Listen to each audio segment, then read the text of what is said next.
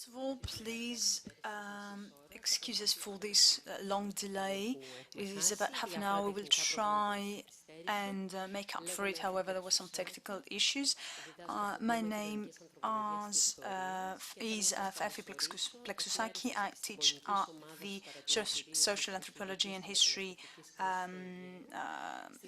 School of the University of Aegean. So I'd like to welcome you here at the first presentation of the observatory of the refugee and migration crisis. It was an idea we had since its instauration of actually holding such a meeting, and with the Thimios Papatakserchis, we meant to organize an event to present it. The observatory has been staffed with 3 new people that are working together. The the multidisciplinary team has been expanded.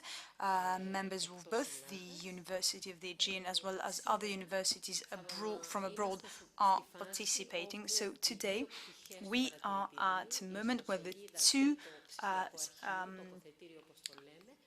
elements of the observatory, both the site as well as the repository, are online. They might not be in a procedure of being enriched, both the repository as well as the website. However, this event today is an opportunity to discuss with a wider public the value of such an initiative, such an effort, and the way in which we can enrich it, take into consideration new suggestions that might even spring up during this event. Allow me to say a few words regarding this event with the title of Refugee Crisis, a cognitive as well as cultural challenge. So it is divided in 3 parts. We start with the greetings, which is the first part. Then we move on to the presentation of the observatory itself by its main actors, and at the second part we have a roundtable where we have invited people who are closely involved to the refugee issue for many years, and they are here representing collectives and organizations such as the UNHCR, representatives of the local authorities, representatives of the ministry, people working as interpreters with refugees, and we have asked them to participate in order to give us an insight on what this challenge is. So what constitutes a challenge and how they would comment on that and say what should be the direction that the Observatory of the Refugee and Migration Crisis should take. As I said before, it is very important for us to communicate in more than one language, and this is why we have a simultaneous interpreting in Greek and English, precisely because there is a wide range of people who are interested and are involved in the refugee crisis, and we have to communicate in more than one language, obviously. So let's start now with the greetings. I would like to say that these are not your usual garden variety greetings where everybody just comes up and says a few words, because the people addressing our audience today are people who were closely involved to the creation of the Observatory of the Refugee and Migration Crisis, and without them we wouldn't be here.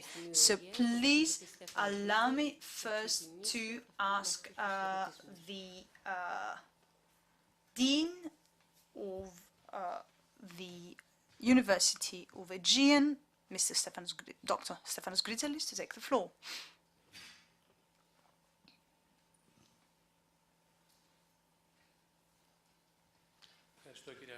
Thank you very much, Mrs. Plexousaki.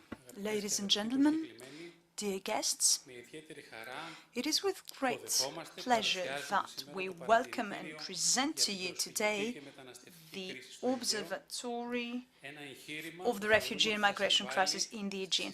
I think that this is an effort that will allow us to record and analyze and process all the elements that are involved in this refugee crisis, cultural, religious, political, etc. Greece has been in many times the place that hosted refugees. It is obviously due to its geographical position and its being a neighbor of countries from Asia, belonging to Asia. This is also due to the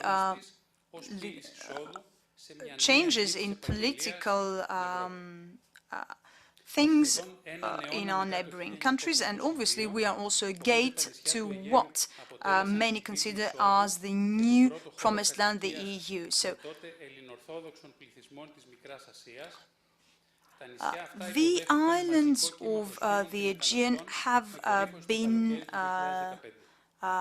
receiving migrant flows since the early ages, and obviously this has culminated in the summer of 2015. This great tidal wave of refugees is still washing on the shores of the Aegean islands, but a bit more subdued. Greece knows what being a refugee is, and has sent many people abroad, but wasn't ready to welcome and support refugees when that happened. And of course, we have to admit that we didn't have in place the necessary university and scholarly institutions to study these migrant and refugee flows. It is very important to see how the Greek society has to adapt to this new model of multicultural population. The refugee crisis is a multifaceted issue that will actually have a great impact on the Greek society.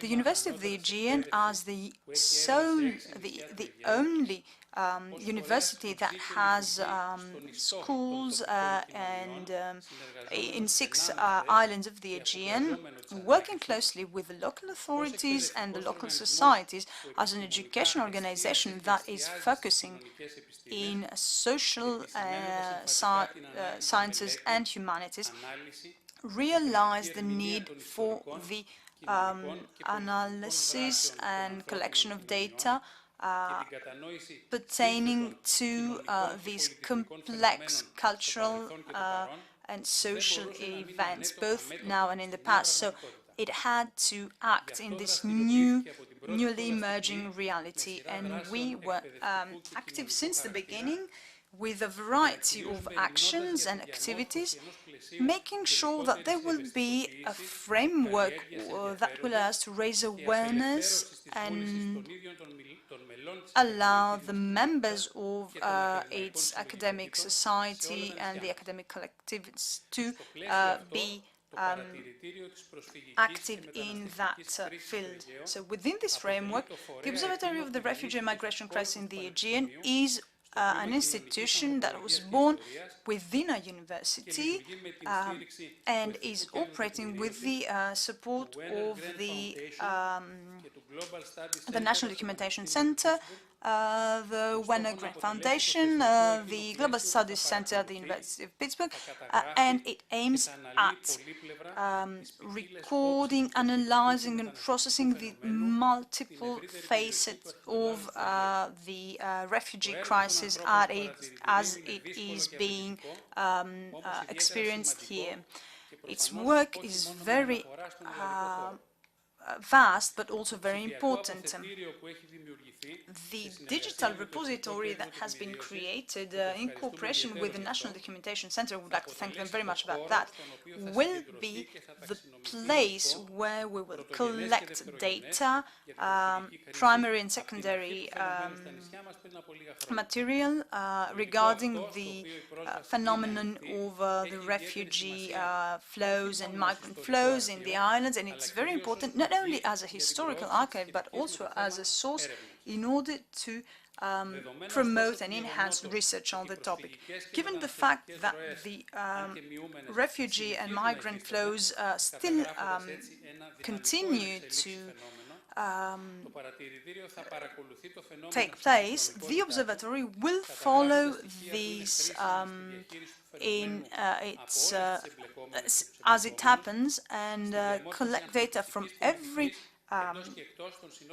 body that is an actor in this issue.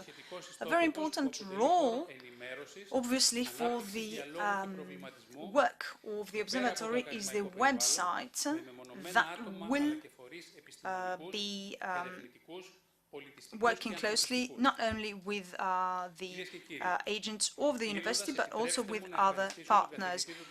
Finally, I would like to thank the professor of the social anthropology and history of the University of the Aegean, Efthymios Papataxiarchis, as he is the responsible for the observatory, and I would like to wish him as well as his team to become a staple in the new policies in this field in order to research the necessary conditions for a safe world when it comes to human plurality and changes. Thank you very much.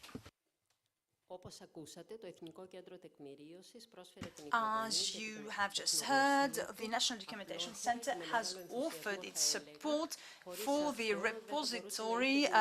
They were very generous, and without them we wouldn't have the repository that we are currently managing. I am very happy about that, and this is why I would like to welcome and congratulate Dr. Evi Sahini, who is the director of the National Documentation Center, and she is with us today at this first presentation of the observatory. Thank you very much for your very kind words toward as the National Documentation Center. I am very happy to be here, and I wouldn't miss this for the world. This is a presentation that we've been talking about for a long time, 9 months. So being here, I would like to start with a short presentation of the National Documentation Center, so as to understand why we wanted to participate in this effort by the team, made by the team of Mr. Papatakis in order to organize this material. So please allow me to say that the National Documentation Center is supervised by the Ministry of Education and Research and has a role to collect knowledge, especially in digital form, that is produced by the universities, the scholars of this country. So we collect the data. We have the necessary tools, infrastructure and action so that you in turn have access to it and reuse it as members of the university community in a better way. We know that knowledge produces knowledge when it is disseminated, and this is why we work on our very large library, for example, where you can look for scientific, cultural material that comes mostly from institutional centers in Greece that can be reused without any problem. So let me say that we at the NDC, we have a vast personnel of researchers working, and we have an interdisciplinary team that is working within our center, and that was very crucial in our cooperation with the team for the observatory. They were trying to find a way to organize all the material they had, and I think we were very thrilled to find that out, because you know that infrastructure is actually put in good use when they are actually used. And even for different purposes than the initial purposes they were built for. So, when we met in February in 2017, 9 months ago, as it was said, we started a bit hesitant in the way, but very quickly we found out how to work together in order to organize a very heterogeneous material and has issues that are different than the ones we had to face up until today. I will be talking about the great cooperation we had throughout the implementation of the program, the issues that arose. There were technical challenges as well as cognitive challenges, if you like. We had to find ways to better classify material. We had to discuss issues over personal data and copyright and such. As the Dean said, the thing is that all this material that is collected must be publicly available in order to be able to reinforce, to enhance scientific research, but also be accessible by society itself, so as to allow people to have an idea of what really goes on about this refugee crisis, this issue that has a huge impact on everybody's lives. Now, the infrastructure of the repository has been designed in order to collect as well as disseminate data. We try to use different parameters. We are the ones running it in our cloud. It is fully accessible and capable to organize a vast number of content, of any kind of content. Please allow me to say that since the beginning we got involved with it, not only for the pilot part, but for the whole time this will be up there.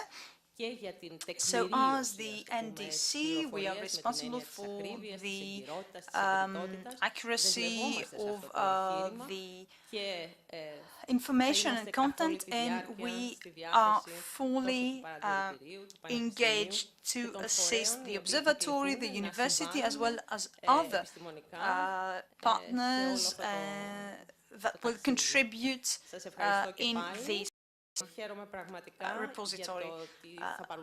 Thank you once again. I am very happy to be here for the presentation of this, of the result of all these efforts, and I'm really eager to see what your reaction to that will be in order to make us even better.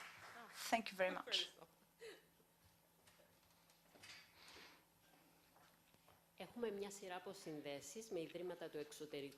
We will have a connection to other universities and centers. The first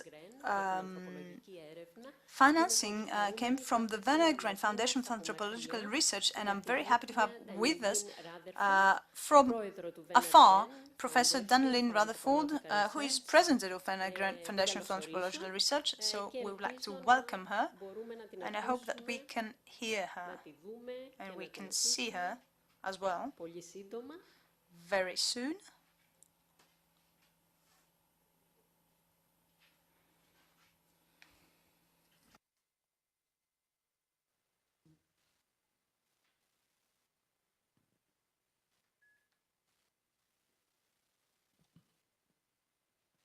A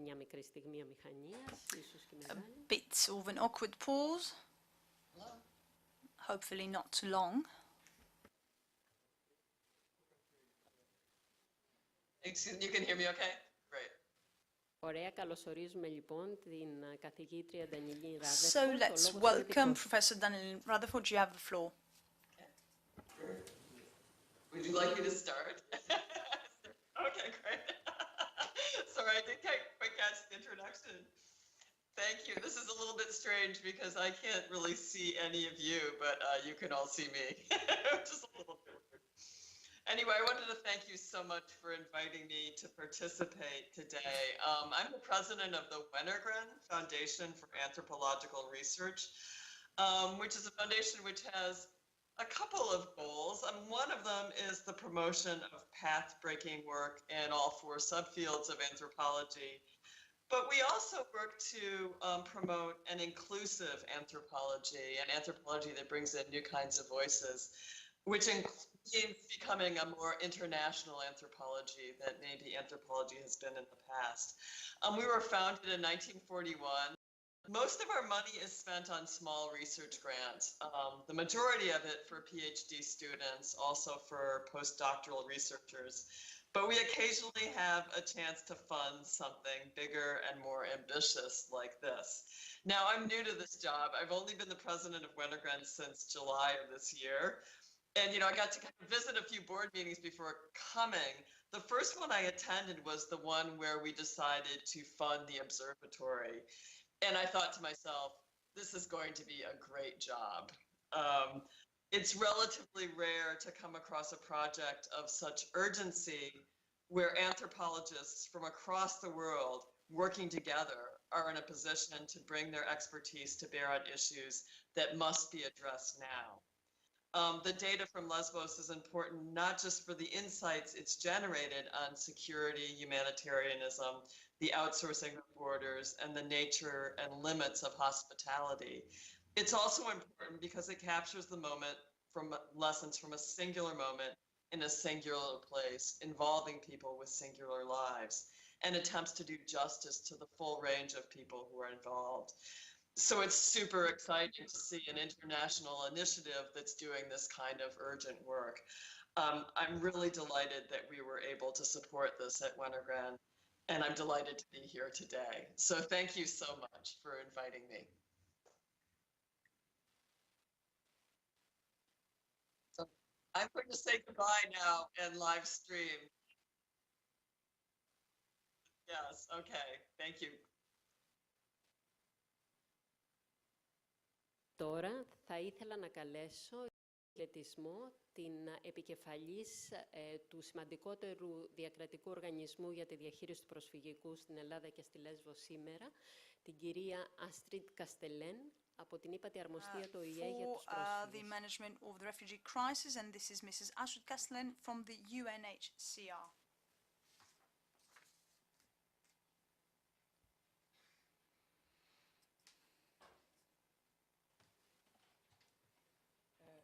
Kalispera. I would like to thank the University of Aegean for the initiative of the observatory.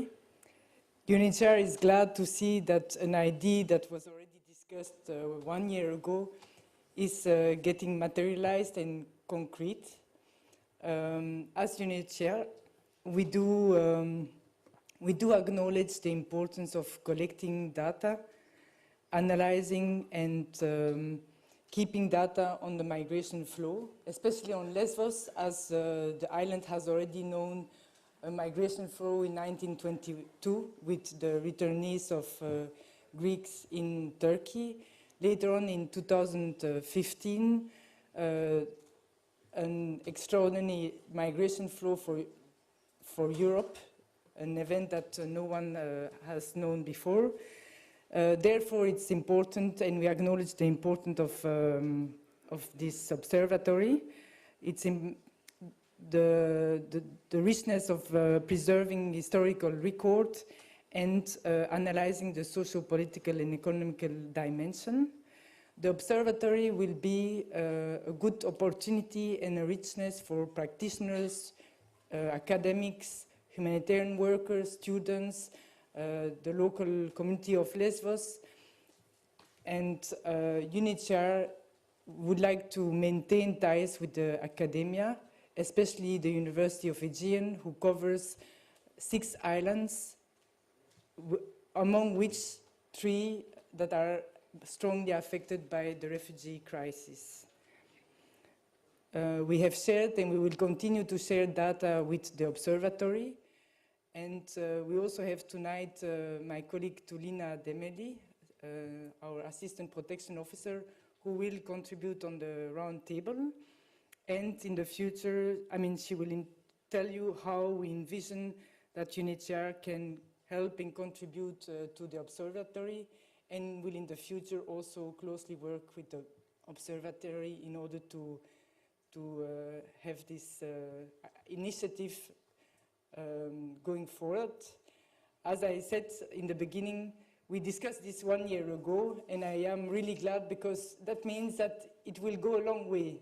There is the saying that says, where there is a will, there is a way. So thank you very much and congratulations.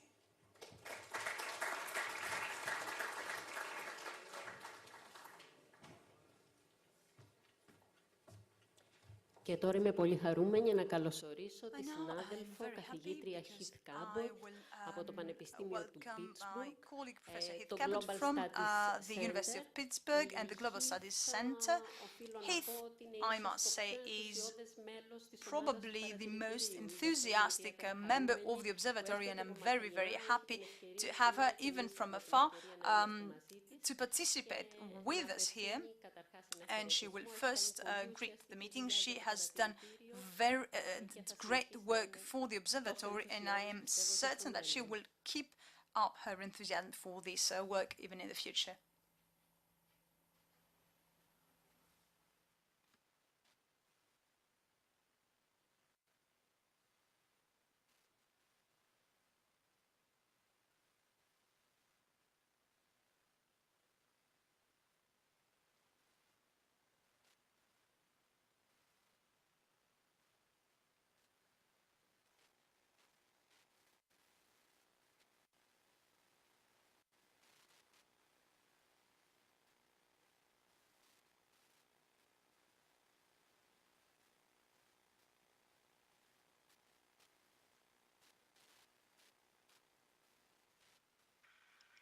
Συγγνώμη, μ' ακούτε? Δεν βλέπω κανέναν. Λοιπόν, αν και σας μιλάω από το Pittsburgh, ένα κομμάτι της καρδιάς μου είναι πάντα στην Ελλάδα. Λοιπόν, καλησπέρα σε όλες και όλους. Έχω προετοιμάσει κάποια λόγια σχετικά με το παρατηρητήριο και συγκεκριμένα τη συμμετοχή του Κέντρου Παγκόσμιων Σπουδών, το Global Studies Center, στο Πανεπιστήμιο του Pittsburgh, όπου είμαι καθηγήτρια στο τμήμα της ανθρωπολογίας. Το Κέντρο Παγκόσμιων Σπουδών the Global Studies Center is supporting critical thought and through the studying of the world. We have received funding for the interstate cooperation regarding the migrant and refugee flows in the Aegean. Unfortunately, there are some issues with the sound. Unfortunately, there is a problem with the connection and there cannot be an accurate translation. So we recognize that when we call an issue a crisis, and when a phenomenon is characterized as a crisis, that depends on the politics of visibility, meaning who sees whom, who is observing what. And it is very important to see what is visible and to what public. The recent massive flow of refugees and migrants in the Aegean is something that happens for the first time in Europe since the First World War. However, as the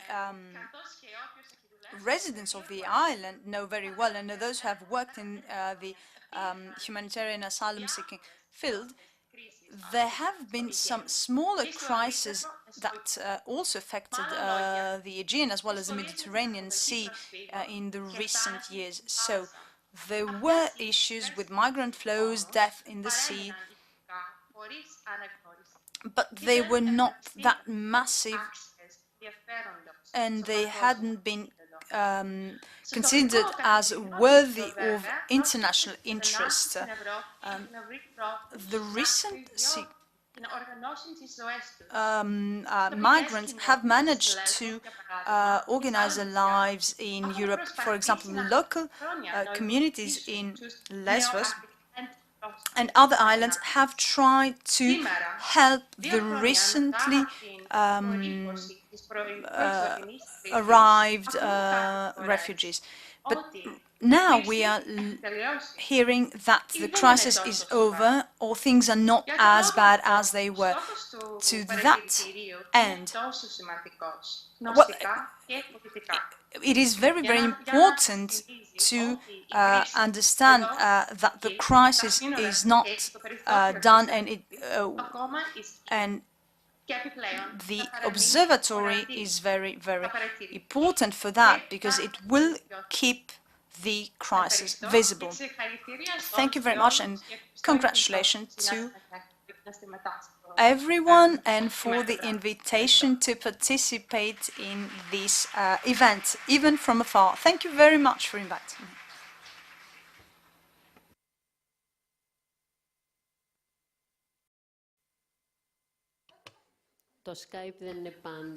Skype, unfortunately, is not always problem-free and credible when it comes to communicating. I'm certain that things would be different if we had Professor Heath Cabot with us, but it was the best we could do. Now, finally, the last person to address the event is the Professor Sotiris Kouris, Dean of the School of Social Sciences, University of the Aegean. Unfortunately, there was an issue, so the greetings will stop here, and we will start now with the first part of the presentation of the observatory by its main by the main people who work on it, and the first speaker will be Professor Ευθύμιος Papataxiarchis, Professor at the Department of Social Anthropology and History at the University of the Aegean, Katerina Rozakou, postdoc researcher at the University of Amsterdam, who is one of the main coordinators of the efforts of the observatory, and she has a long-standing relation with the research of refugee crisis and humanitarian management. And then we will have the presentation of the two aspects, the two pillars of the observatory. Dr. Papanis Karathanassis will be talking about, will be presenting the observatory website, and the presentation of the repository will take place by Konstantinos Diamandis. He is here with us, and he is one of the research officers at the Observatory of Refugee and Migration Crisis in the Aegean on issues of documentation and technical support, and he worked on that with Mrs. Rafaelia Maria Tsilingiridu. And Konstantinos Diamandis is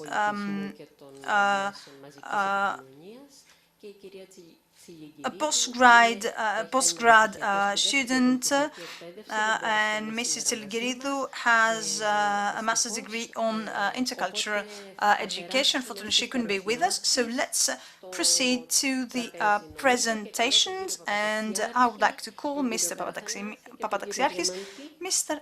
Karathanassis, as well as Mr. Diamandis to take the place on the panel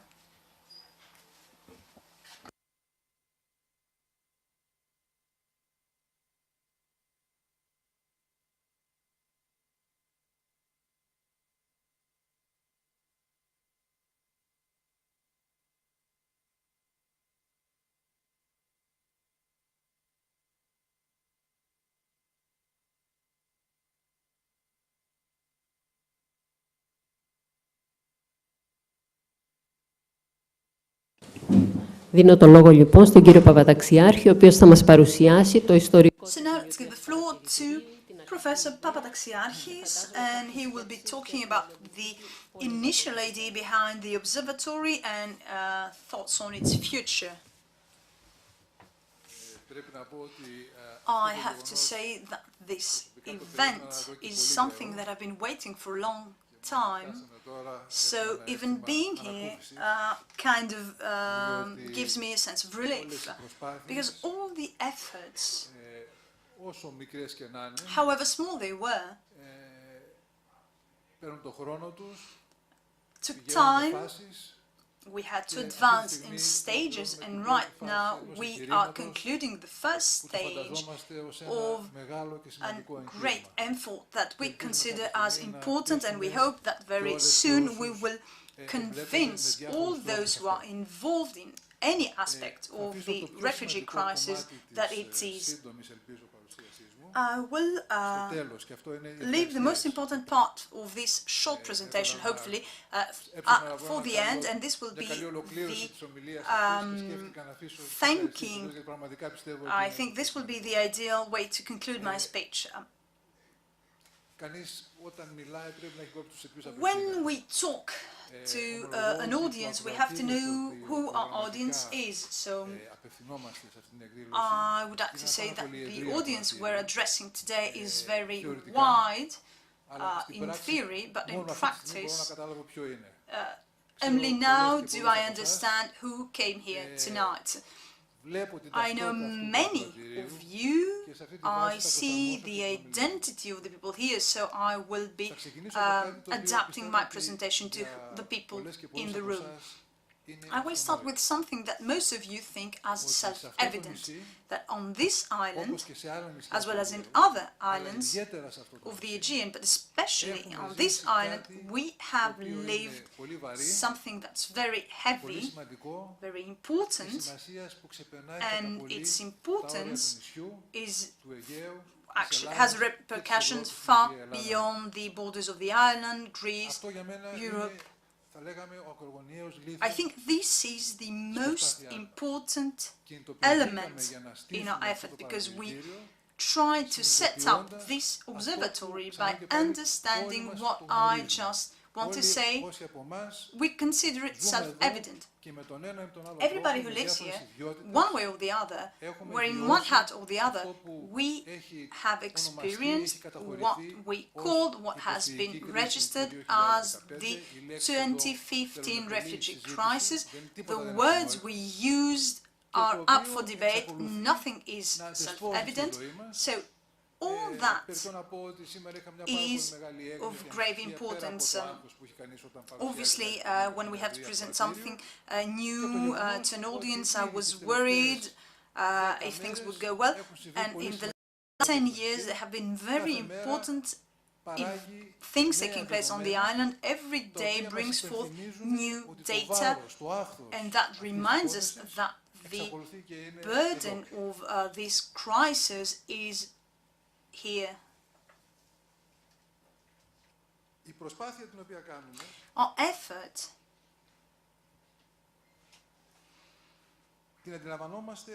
is actually what we conceive as the answer to a challenge. The refugee issue is a challenge that takes different shapes and forms depending on the people involved. So it is a challenge first and foremost for the competent authorities, the state authorities and other authorities, which, as far as the Greek as well as international authorities are concerned, in the summer of 2015 suddenly faced a situation they couldn't not even handle or even observe and take the necessary steps they had to. It is a challenge for the humanitarian organizations. Let's start with the UNHCR and reaching even the smallest humanitarian organization and NGOs. For the first time had to face a crisis of great caliber, and for the first time within the EU territory. And obviously, we have to include into that the local society, because in 2050, due to the great extent of the phenomenon, they faced a great challenge, and the way they responded to that was unsurpassed, and I think that this actually affected the way that organizations that are responsible for managing migration and refugee crisis had to reconsider the logic behind their approach and the framework within the approach of this thing, and they add to what the competence is, which is security. They had to add to that a new dimension, which is the dimension of the humanitarian assistance, and thus producing a more complex ideological landscape in which we have to consider the issue of the refugee crisis. So we have to look at security issues, but also at humanitarian issues. This is not self-evident or historically established. This is something that was produced within this framework. The refugee crisis was a great challenge for what we call local societies, meaning all of us living in a place like this island. Obviously, this is something that know very well those who were in the first line, the first responders, if you like it. The houses were on the border. In the courtyards, there were thousands of people appearing there that needed support. This challenge was multifaceted. It was a political challenge. It actually begged the question of the sovereign territory, who is actually making decisions here. It was a financial challenge. It had both positive and negative elements. The crisis caused problems in some sectors of the economy. For other sectors of the economy, it was beneficial. So there is also another dimension that we know very well, and it is very hard to discuss, and we deliberately leave it outside when you talk about politics, macro and micro politics, and this is the moral dimension. It begged to answer ethical dilemmas. It actually had an effect on the mental dissonance and the internal conflict, and it even created intense moments, and friendships were hurt by that and were still there. So you know that better than me. Most of you know that better than me. However, I would like to now talk about the main issue, which is the university, and those of us who are either in the social sciences or have other belong to other disciplines, or as citizens even, we had to see ourselves within this issue. It was something that was washed up on our shores, and we had to deal with it. I have codified for this discussion the challenges we faced. It is a cognitive challenge, and I would like in short to comment what that means. Για ποιους ισχύει αυτή η γνωστική πρόκληση? Who are facing a cognitive challenge, and how do we respond to that as social scientists, as the University of the Aegean, to this cognitive challenge? Η γνωστική αυτή πρόκληση So this cognitive challenge προέκυψε καταρχήν started μέσα από μια initially through ιστορική a historical familiarization with the issue of migration in the last 20 years. I am talking about the migratory flows that start in the 90s from Eastern Europe, and it had a great impact on social studies because it changed the points of view of social studies in order to study the options of this phenomenon. Then there was a second wave of migration that started in the noughties, in 2000, when the war against terrorism started, and then there was a different type of migratory flows, not from Europe, but from Asia and from Africa. That had a great impact on Lesbos, because Lesbos becomes, at a large scale, has to face these migrant flows, because it is the easternmost border of the European Union that also had an impact on a university. And please allow me to refer to what Efi Plexousaki said. We established a summer postgraduate summer school in Plomari, and this was summer school where hundreds of foreign students have attended, and for 5 years we have been deliberating on that issue, and obviously all that culminated in 2015 with this third wave, if we can call it that, that has recognized identity, because it is a refugee crisis. And I'll come back to the difference between being a migrant and being a refugee.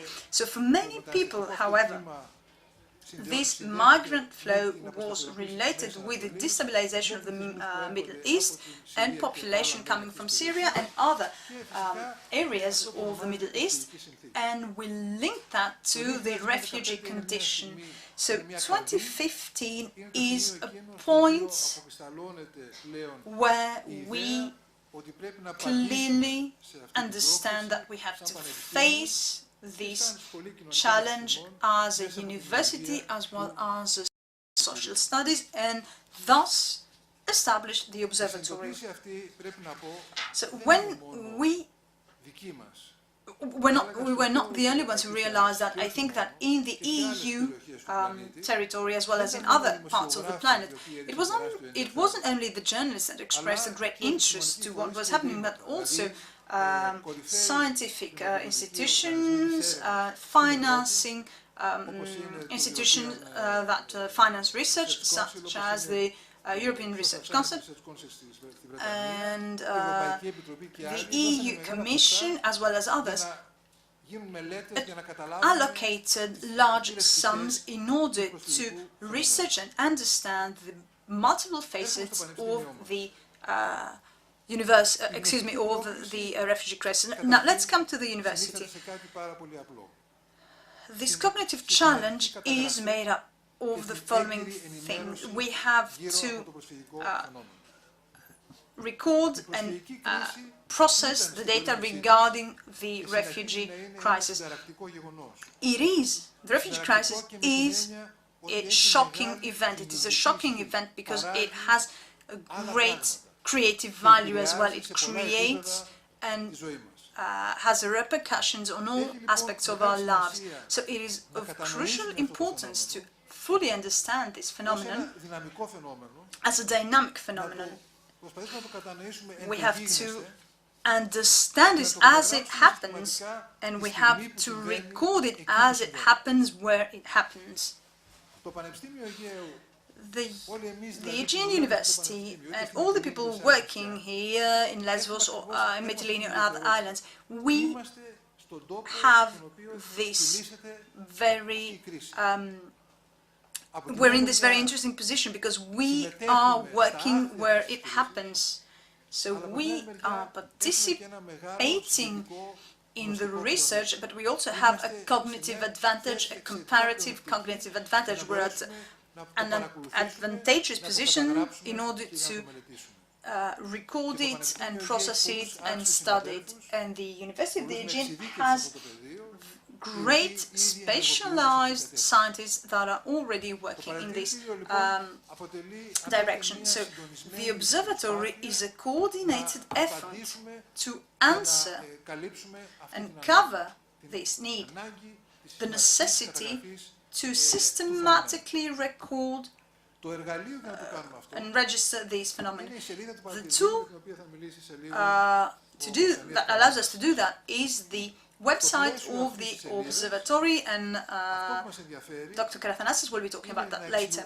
So what we're interested in is to make good use of our scientific tools and the knowledge for this phenomenon, which is not a local phenomenon, it is a global phenomenon. So it is of great importance to be able to understand how the way this phenomenon is manifested in Lesbos, for example.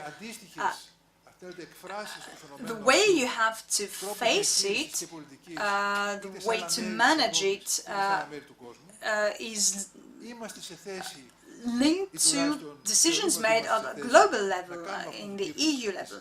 So we have to make the connections, we have to connect the dots, and in this way we will be able to follow very closely what happens, and we have to have a comparative supervision and follow-up and collect data from all the people who are working in the field. So within this framework, first of all, allow me to say that we are addressing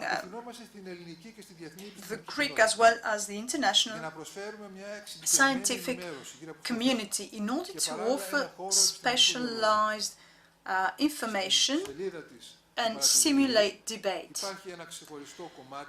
In the observatory website there is a special part about research, and we hope that interested parties, either researchers or simple citizens, will be able to get the information, scientific information they are interested in. So we will be able to cover fully the scientific production on this topic.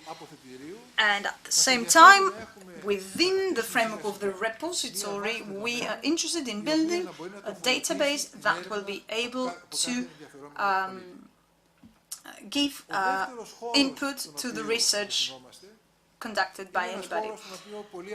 We are also addressing another sector, another field, and I see that there are many representatives of this field here, and I'm talking about Greeks or foreign citizens that are working in the field of the management of the refugee crisis.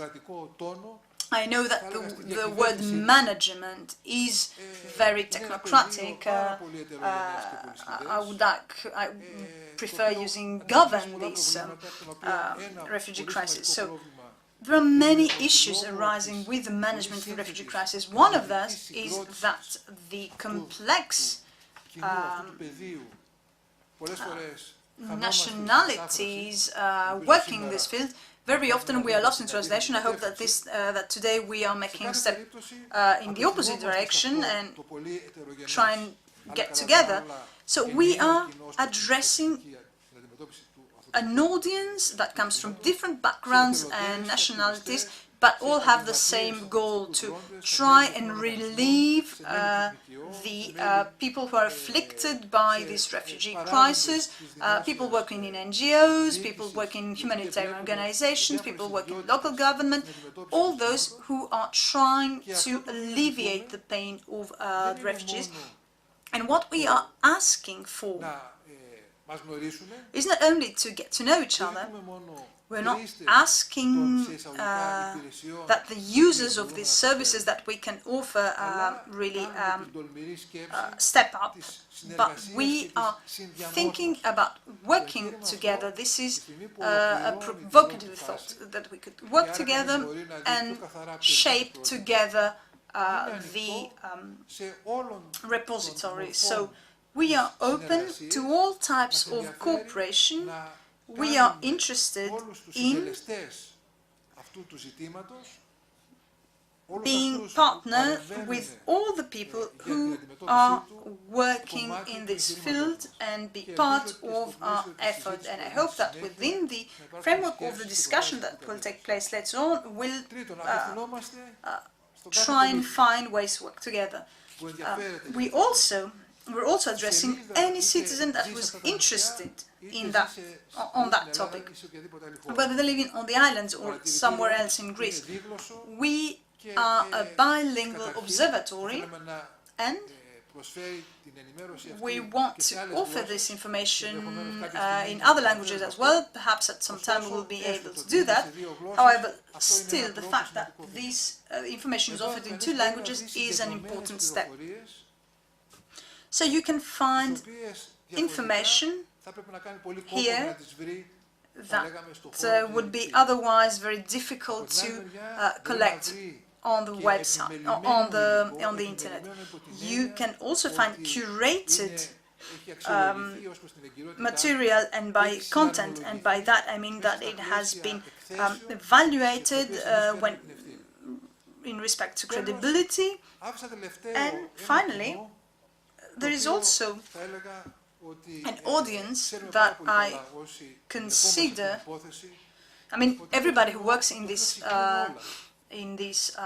on this topic knows that they are the ones who start all that, and it's the audience we have a great difficulty to approach. And obviously these are the people who are migrating, migrants, refugees. This is the black hole in many of the efforts that we undertake.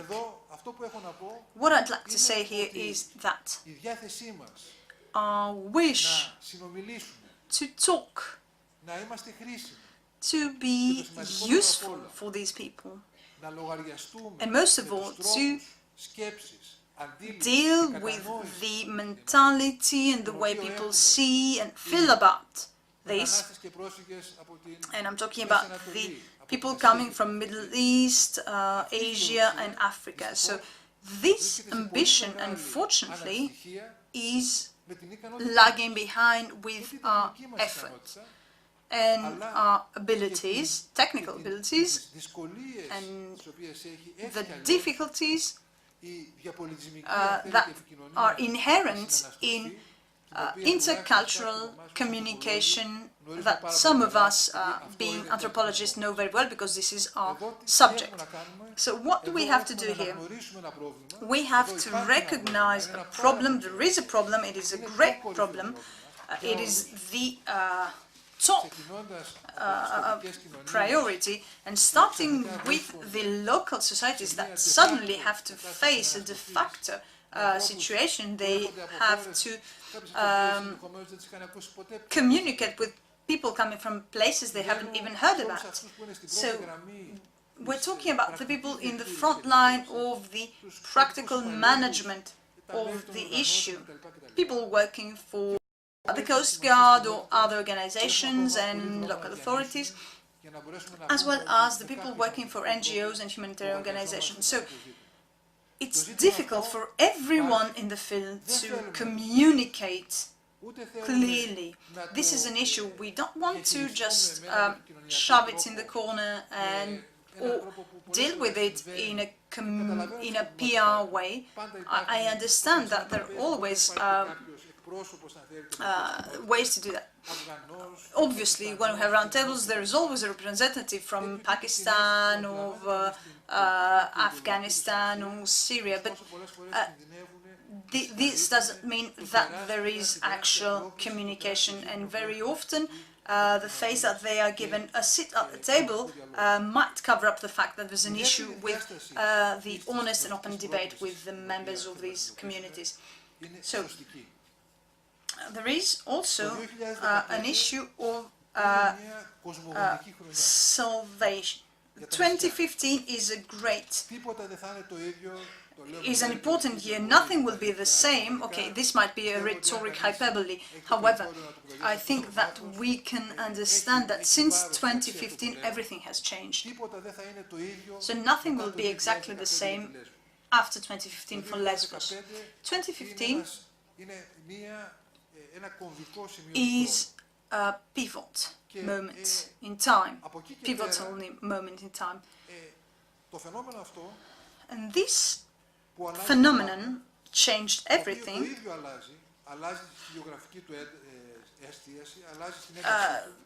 It is a phenomenon that changes in magnitude and form and leaves traces everywhere. So precisely because this is a very dynamic phenomenon, these traces tend to disappear quickly. From my experience from the northern part of Lesbos, and I have friends here who live there and know this very well, in 2015, in the northern parts of Lesbos, in the north as we call it,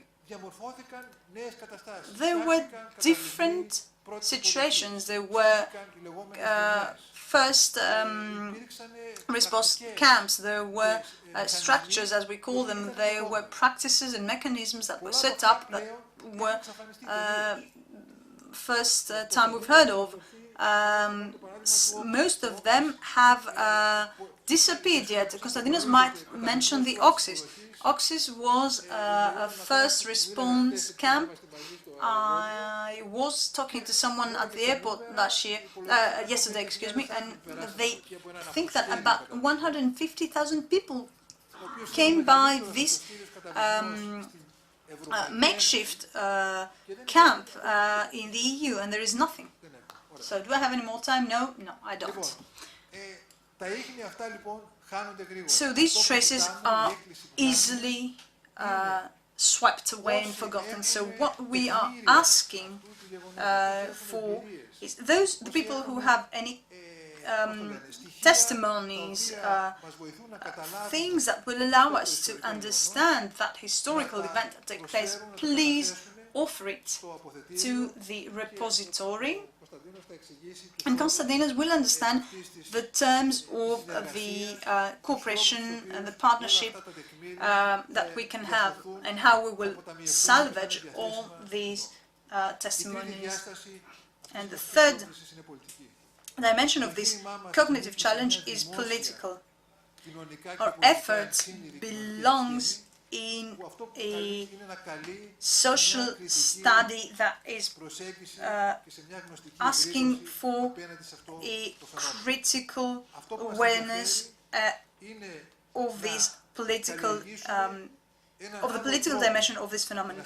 We must find a third way to build on that topic, starting from the words, because in the beginning there was the word, so in order to understand what goes on, we have to carefully understand the words we choose to speak about it. There is a great fight regarding the words used. When we talk about the migrant and refugee crisis or issue, and we have to expand the field of understanding by fully understanding the impact of the words we choose. I will conclude here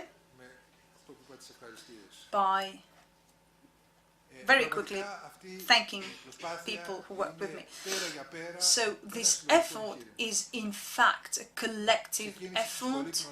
It started at the School of Social Science and Social Studies with our colleagues at the Department of Social Anthropology and History, Geography. So I would like to thank all the colleagues who worked with us. I would like to thank Efi Plexousaki. την Αλεξάνδρα την I Μπούνια. would like to thank Alexandra Bounia, Αυτή τη στιγμή έχει πάρει μια άδεια από το Πανεπιστήμιο. who is on leave from the university. Τάνησα. She was vice rector. Την Ηλέκτρα Πετράκου. I would like to thank Electra Petrakou.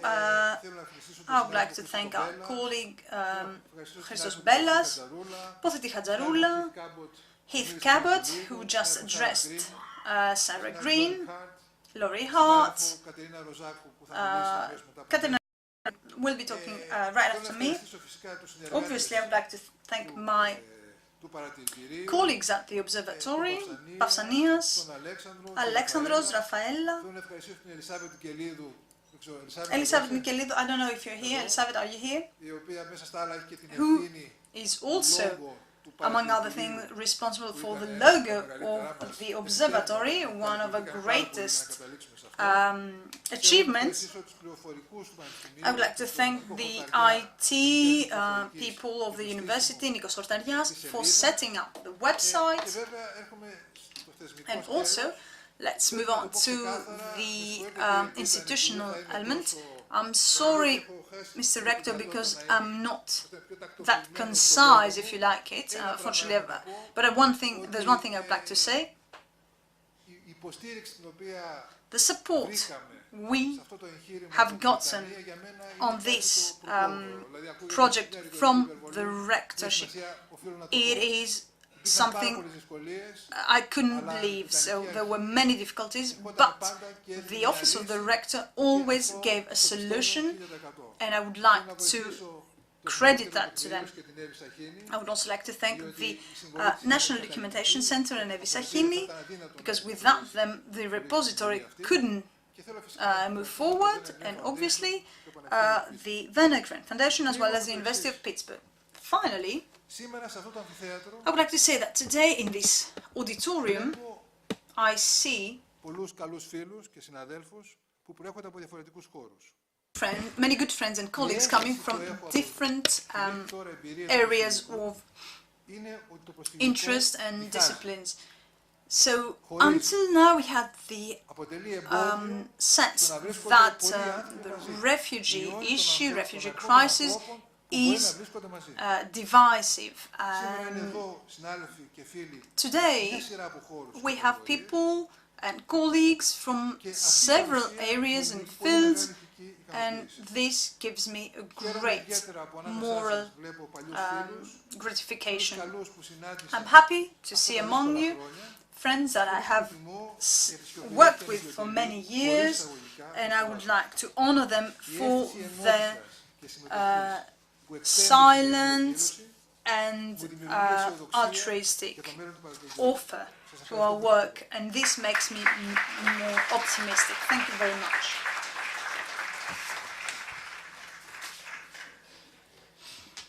Νομίζω μεγάλες φιλοδοξίες, μεγάλες προσδοκίες. Great expectations, great ambitions. The observatory as a tool for research, information, registering, intercultural communication. Obviously, there is a great burden in the way the observatory will work and the systematic knowledge of it. So we have chosen, after the presentation of the idea, to have a presentation with a few thoughts on the refugee issue in the research field and its problems, and I think that there couldn't be a more competent person than Katerina Rozakou. She's a researcher for more than 10 years. She's researched the NGOs and practical and government practices regarding refugee issues. She's a postdoctoral researcher at the University of Amsterdam. She is working at the summer school as well, so we'll connect with Katerina Rozakou via Skype, and I hope that she will in fact be with us very short. There is an issue with time, so let's see what we can do. Yanni, see me? Good afternoon. I'll try and speak slowly. Can you hear me? Perfect. I saw many faces and bags and hair that I know in the audience, so I'm happy because we have worked together for 2 years. I will be very concise today. I will be talking about the issues that are in the heart of my concerns, and I would also try and find out what is the role of the observatory regarding these political, methodological, scientific issues. Before me expressed in the best possible way what the term crisis is defining this phenomenon and the questions that arise from that, but I won't be talking about that. My question is, what is the position of the observatory in this environment? How can it contribute? What are the opportunities and what are the challenges? So there is no doubt, as we said before, that Greece in the recent years has attracted researchers from all over the world.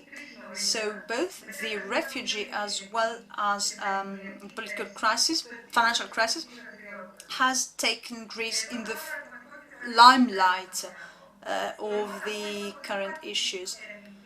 So I dare say that there is no researcher that is working on migration and refugee issues that has not taken a stroll by Lesbos in the last 2 years. The publications regarding refugee crisis in Greece are increasing exponentially. So let's think that these 2 years are the time required to mature for the maturation of these questions. So when in 2016 I published an article for the assistance to refugees through a recent, compared to a recent situations, a colleague said you should add refugee crisis in the keywords of the article, and he was meaning well. So it is important, so it was important to have the keywords, it was important to establish my position in this up-and-coming research field that, as my colleague was right, would become the hot topic in the next years. So the migrant flows that we are seeing and the refugee issue is not an issue, one issue. It's not only a problem for the European status quo of the borders, it's not only a challenge for humanitarian assistance, but it has a great impact, and I will tell you how this is not a wholly new notion. Ruben Anderson, anthropologist researching the migrant flows between Europe and Africa, has coined the term illegality industry. This is a term that is referring to issues that have one common element, which is this industry of illegality. And as Papadakis said before, there is an issue with people working in the management of migrant flows. One might say that the work of some people were to produce the illegal or irregular migrants. So with the procedures, bureaucratic procedures and the procedure at the hotspots were actually enhancing and establishing this industry. Among those working in this industry were the Coast Guard, police, Frontex, etc. Many NGOs also who offer humanitarian assistance, and even the migrants themselves are part of this industry that themselves then establish NGOs. Photographers, journalists are also part of this industry, as it has been coined by Ruben. And since I can't see your faces, I'm certain that in my descriptions you might recognize people that belong in the landscape of Lesbos. So within this industry of crisis, we belong there as well as researchers. So the publications, articles, research, the funds for research that contribute to the research regarding refugees. And as I think Alex Papatixiarchis said before, there is financing and funds allocated to research the issue of refugees. There are researchers whose profit is the capital they can gain from the production of knowledge. Obviously, I am not undermining here the cognitive challenge. So what is making profit from the refugee issue, or being an altruist and activist, is something that cannot be defined. So obviously the refugee issue is an opportunity for all the people who are entangled in the industry of the crisis. However, this does not demean their motives, but I think it would be naive and risky to forget all these aspects, because any phenomenon that is actually researching and studying the impact of anything on living organisms and people has to pose an ethical dilemma. So there are issues regarding the fragmented research. A visit of 2 days, a research without an in-depth knowledge of what goes on, can it actually constitute and make a research? In the field of the EU borders, access is something that is discussed, because Lesbos is not a field where you go and collect I don't know, any types of weed to study it. No, there are places you can visit easily, and other places you cannot have access easily, and this is problematic when it comes to research. Sometimes in difficult places, camps and hotspots, the researchers might have access for 1 or 2 days, but not more than that. So their research is inherently fragmented. I think that researchers must work for access that is not opportunistic, an access that will make them see the experience and the routine of people living there or working there, and through this analysis one might make not a superficial comment, but a stochastic analysis, and thus bring into the limelight the issues. So can the observatory contribute to that? And this is my question. As a member of the University of the Aegean, as an institution of the university, as an agent that produces knowledge. Well, I would also like to talk about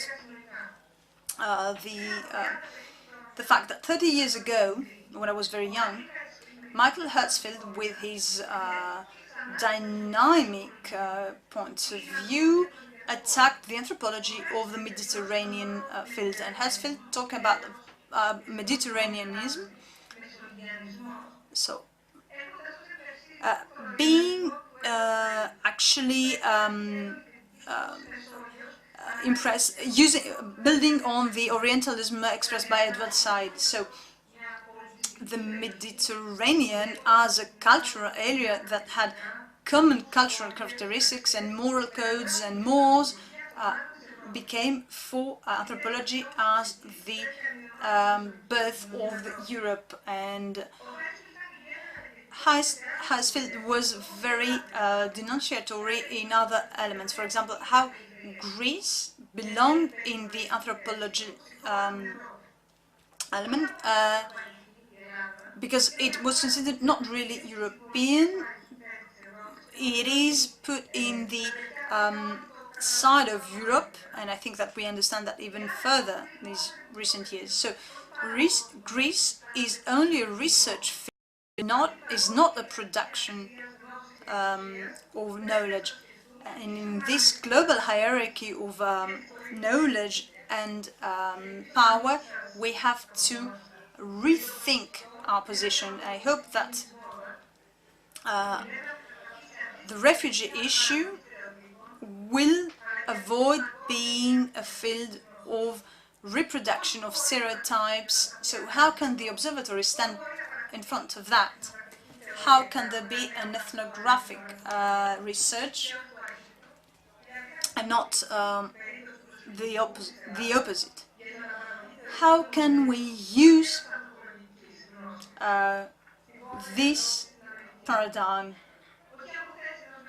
not from the position of a methodological nationalist, but as a scientific praxis? So these are the questions I wanted to ask. I hope I wasn't, I didn't tire you talking about these topics. Thank you very much.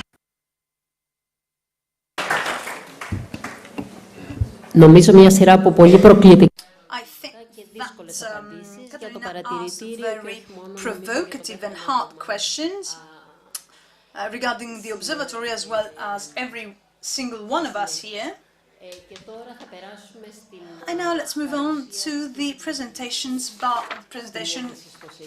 of the website, and Mr. Karathanassis will start, and then we'll have Mr. Diamandis for the presentation of the digital repository.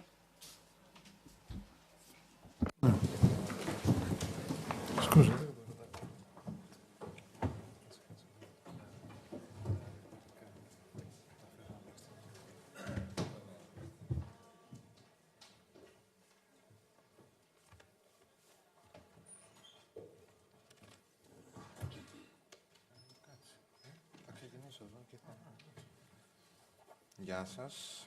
Γεια σας και από μένα. Ως συντονιστής του παρατηρητηρίου as coordinator of the observatory and the one managing the website, I would like to say 2 words on the rationale behind it. And we will be navigating the website to see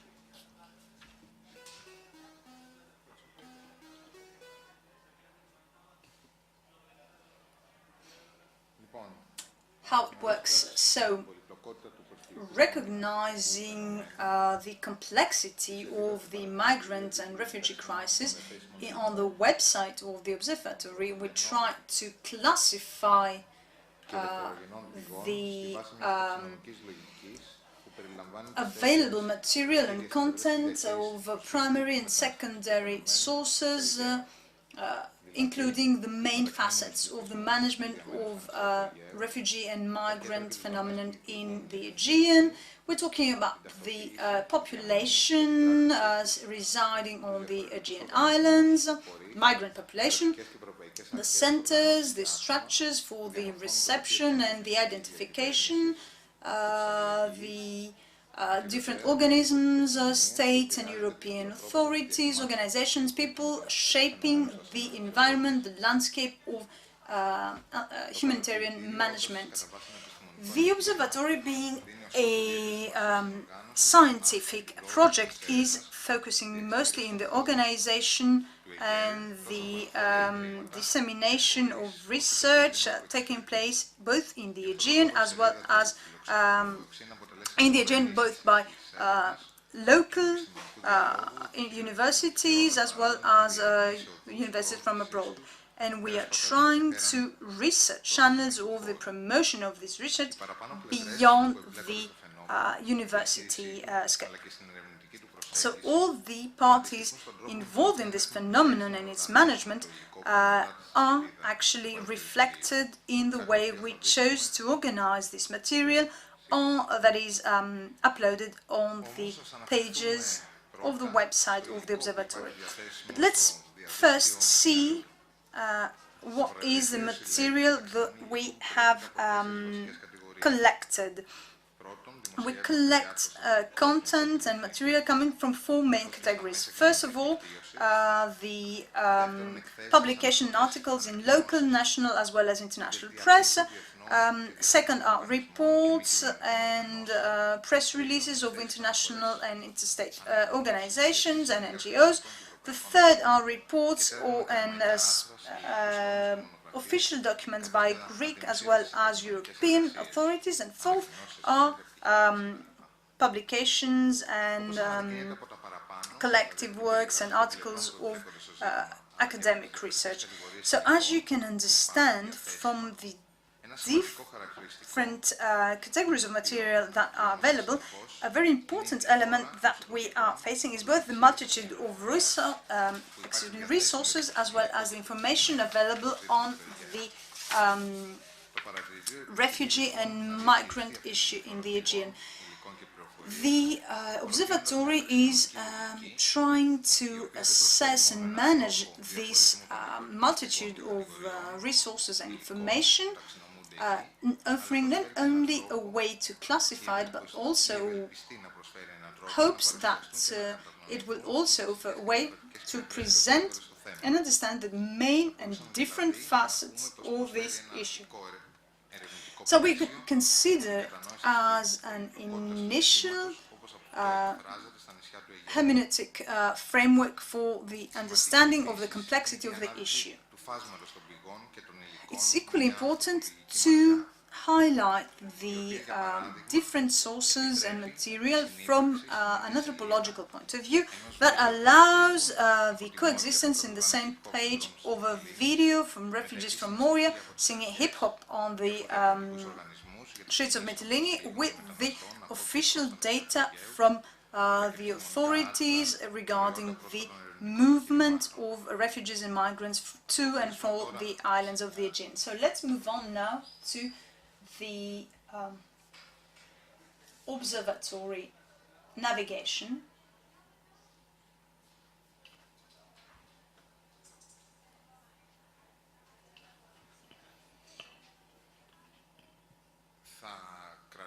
And I will keep the English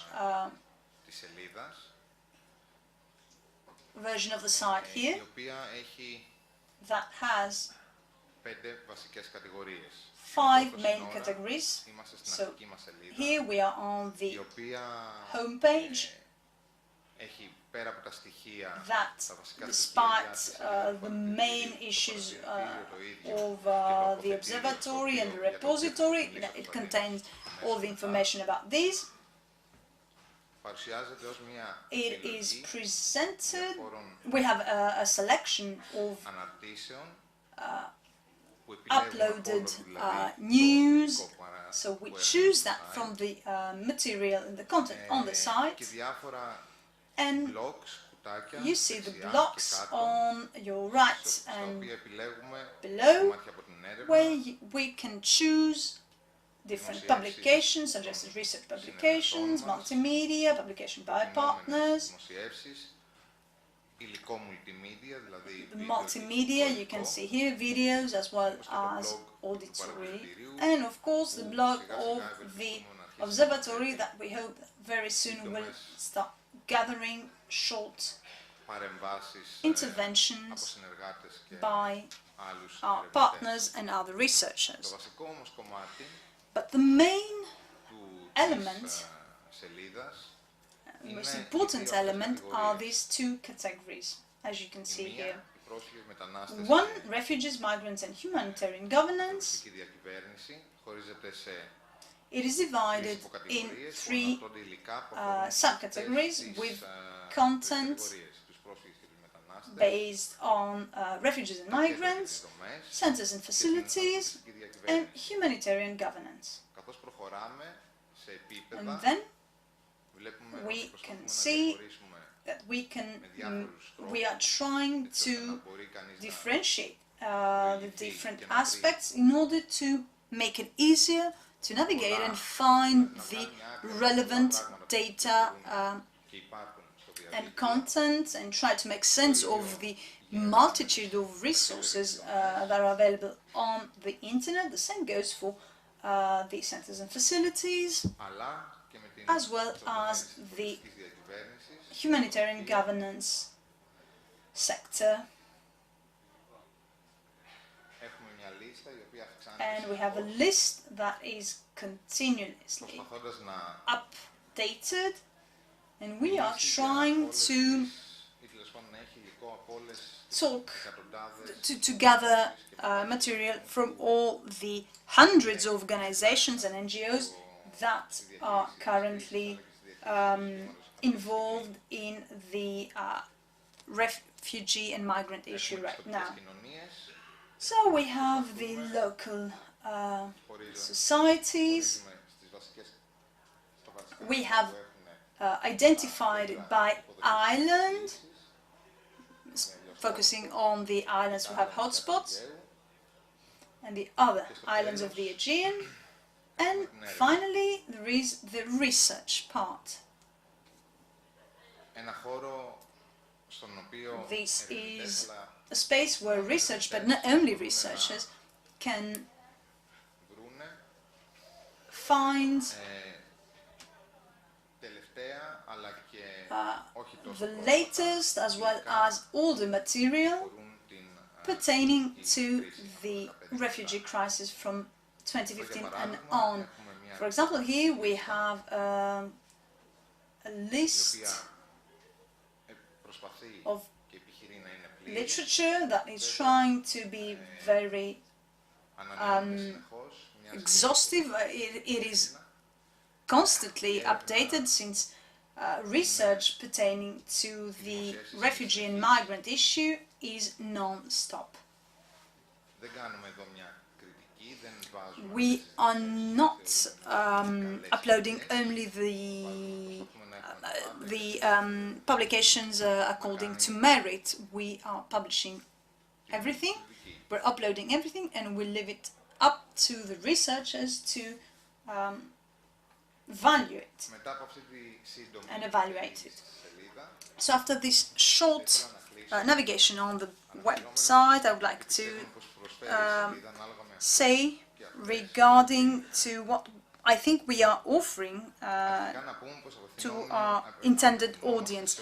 First of all, let me say that we are addressing anybody who is interested on the refugee phenomenon, migrant phenomenon in the area of the Aegean, but we are mostly addressing the members of the local communities and societies in order to not only be informed on what goes on, because this is also done by the media, but in order to have a more rounded idea of what goes on and the research that goes on, and of course its results.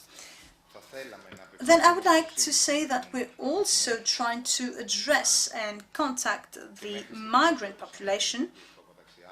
However, as Mr. Papataxiarchis said, the language barrier as well as other barriers are not making it easy and has not given us the opportunity to do so in an efficient way.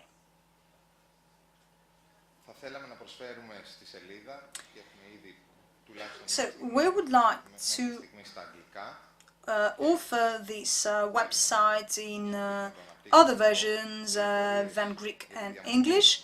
We'd like to offer information regarding the accommodation of the people here on the islands, their relationship to the local society, information pertaining to education or legal topics. We're also addressing the people working in services, organizations, or NGOs, activists, volunteers who are interested in exploring different frameworks than the ones offered by the everyday involvement on the field of humanitarian governance. Finally, we're also trying to address researchers that can use the website as a place of induction for their research field, and they can come back to that in order to be informed and have access to the latest literature, get information on research projects taking place in the Aegean, as well as university events and conferences. Finally, I would like to say that we're only at the beginning of this project, and our ambitions are far from being fully implemented, but by now, I would like to say that we have been updating the webpage by working with our partners abroad and here, and would also like to further our cooperations in order to create a network that will update the website and work also with people from other islands on the Eastern Aegean. The goal is to have constant updating by our partners the content of this website, and would like to thank all those who up until now have already contributed. Thank you very much.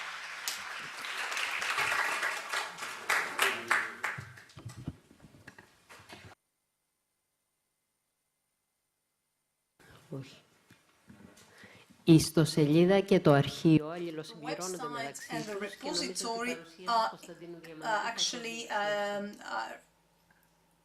interact in a very complementary way, and I think that presentation of Diamandis will show that. I know that you're already very tired due to the delay, so I'll try and be very brief. I am Konstantinos Diamandis. I would only like to say that postgrad researcher in visual anthropology. So the digital repository is part of the Observatory of the Refugee and Migration Crisis, and it is an internet platform that is part of that is working through the National Documentation Center.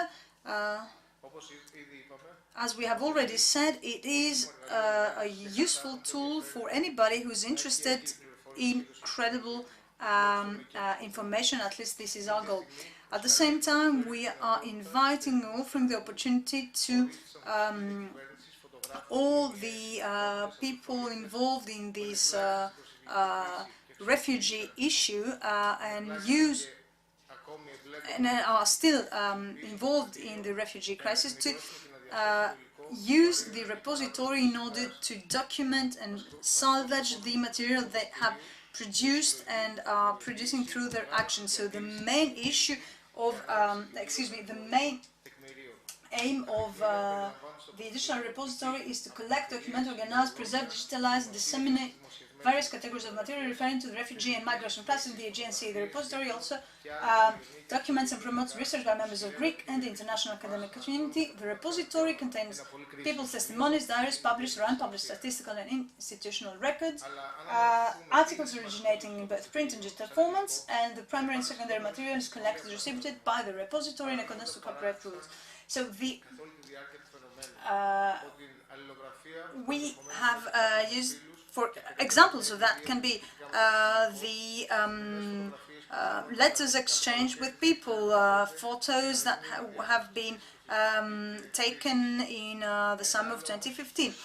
there is also a more systematic example, such as working with the local media and a collection of the content of local media and how they cover the refugee issue in the local societies. As I have already said, we are looking for partnership with people who produce content. I'm talking individuals or even other organizations that are involved or have been involved in the past with the refugee issue. We are willing to organize this material, this content, in an archival manner. And please, let's move on. And I would like to show you how the repository works. I will be very brief.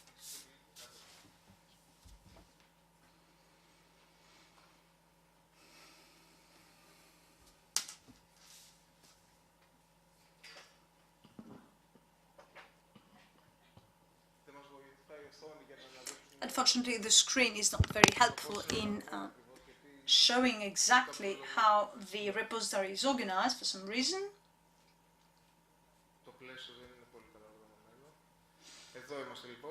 So here we are. This is the homepage of the digital repository. There is an initial mention. You see the collections and item groups, refugees and migrants in the Aegean, humanitarian actors, local societies, institutions, humanitarian governance, Greek and international authorities, research and art. And then you also see keywords that can give more details regarding the topics on which the repository collects material. And so this is at an initial stage, I would like to say. So there are the types of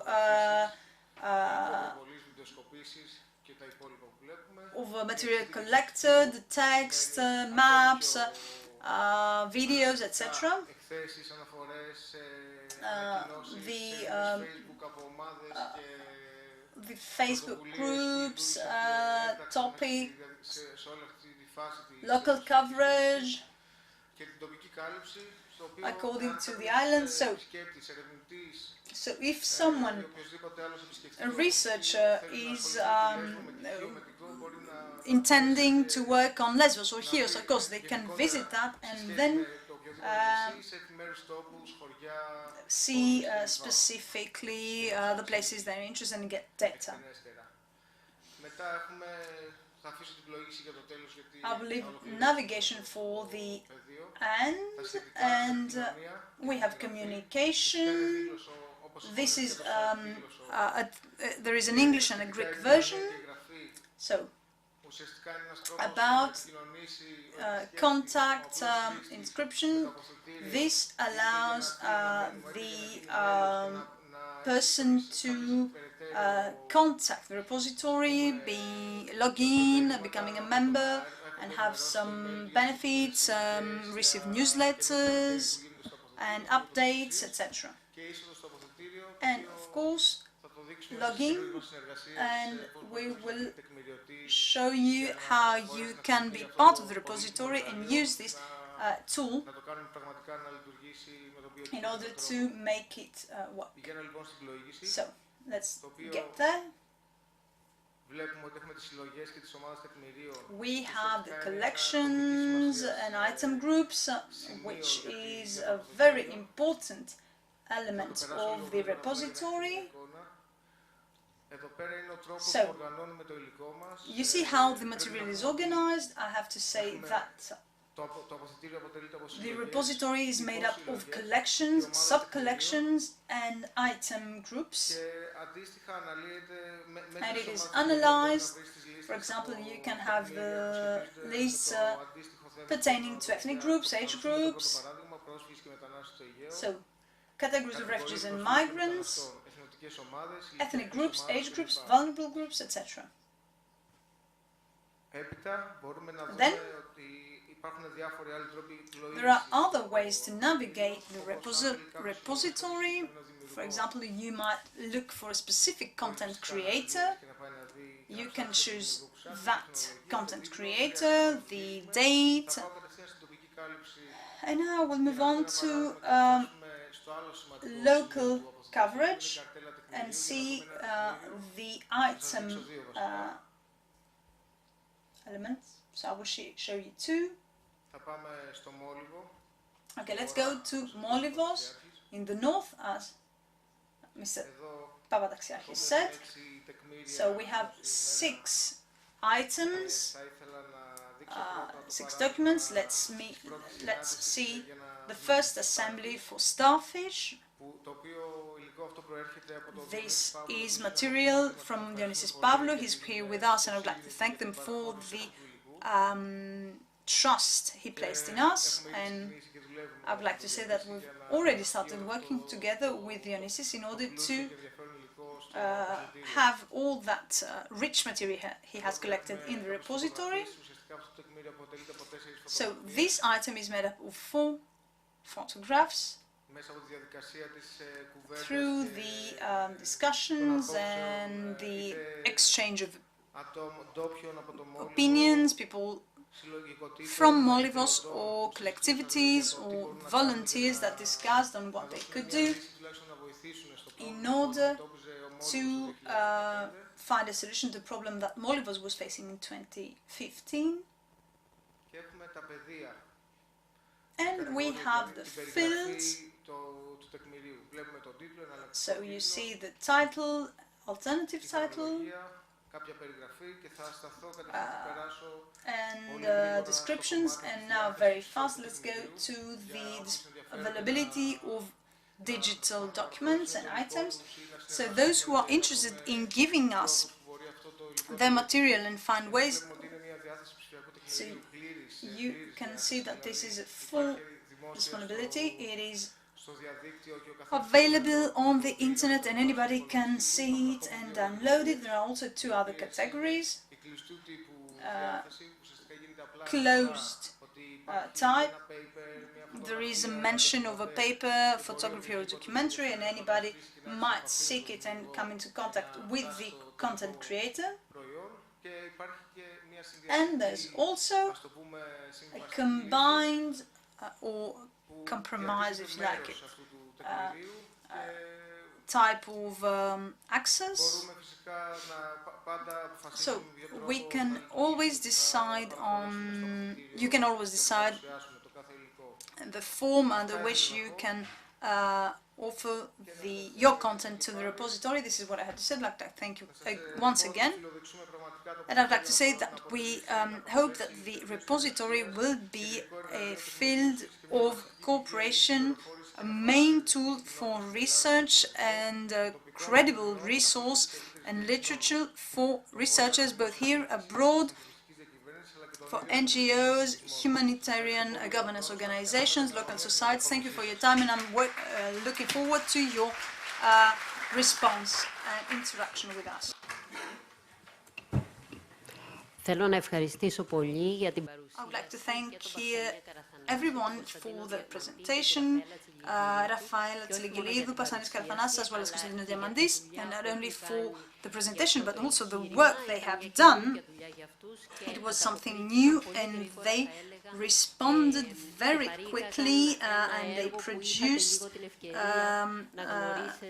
this content that you had the opportunity to get acquainted with. I think we need a short break, not only for us, but also for the interpreter, whom I consider is close exhaustion. So let's have a break of 15 minutes before the round table.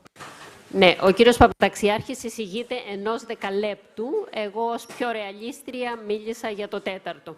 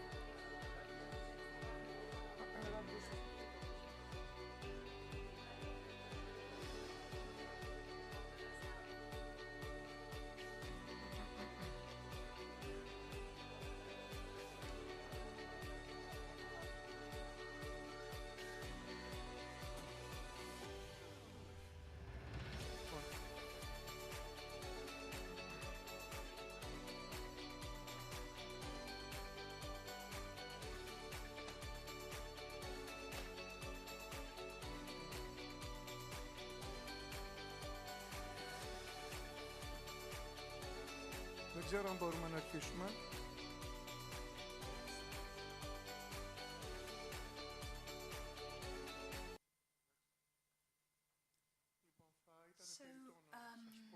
I think it goes without saying that we have very little time, so let's start with the second part of this event,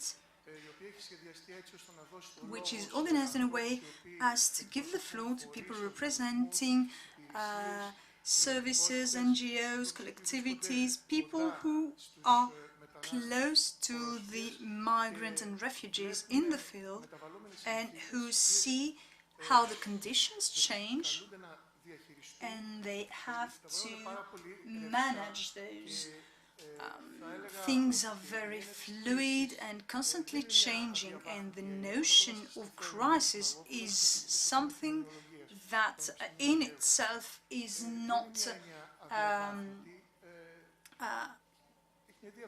unchangeable. It has different levels of intensity throughout time, and I think that the title we could give to this roundtable, by the way, I'm Nikolaos Nagopoulos, professor at the Department of Sociology, University of the Aegean, is about the next days. So how can we face issues, topics, which are inherent as well as external? So we have in the facilities people whom we don't know, so there are issues maybe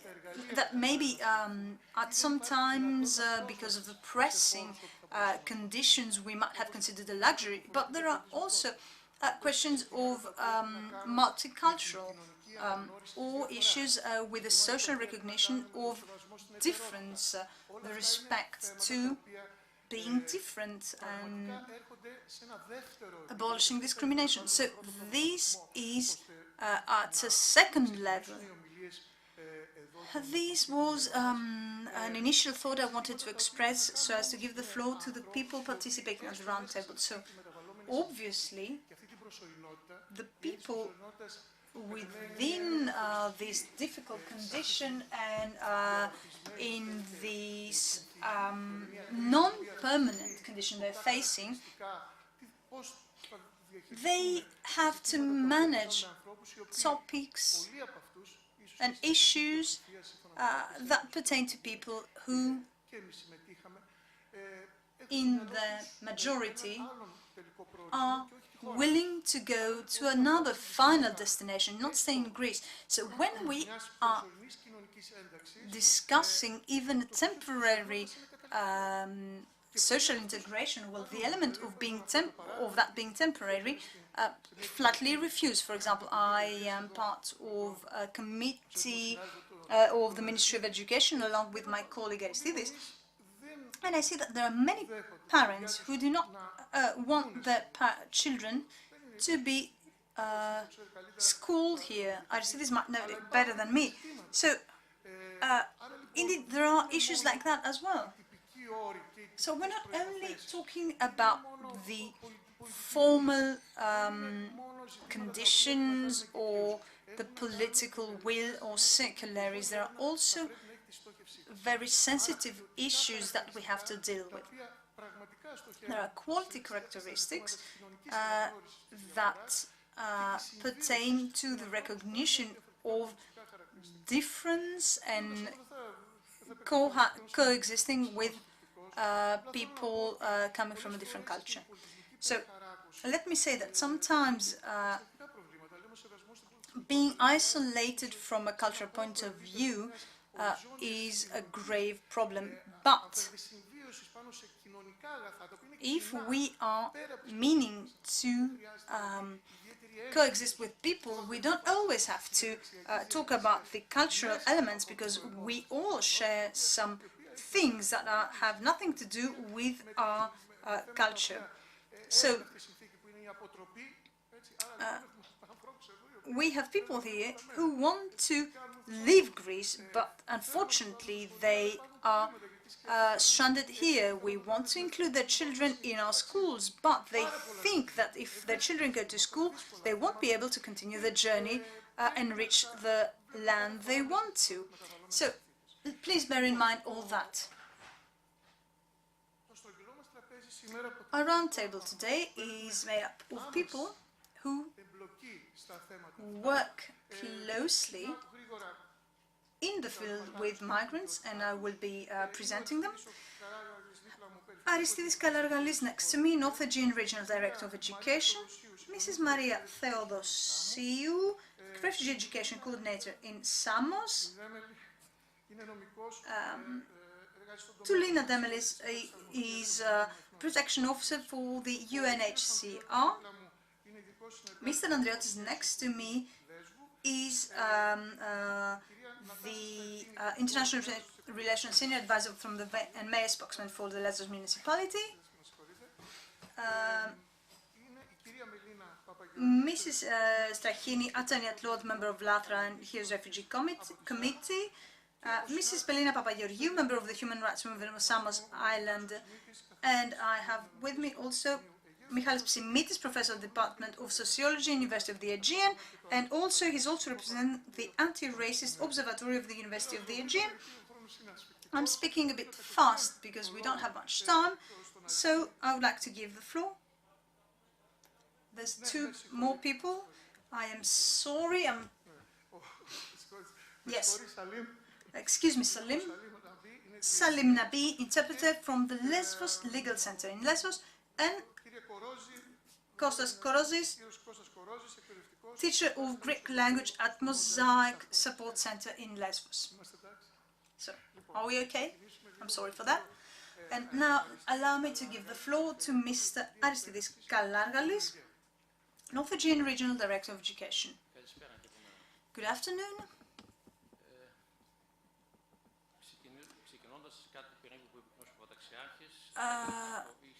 As Mr. Papataxiarchis said, he has repeated that in meetings. We are the people who are on the field really have an advantage when they work and research in a place where something like that happens. So we, the education field,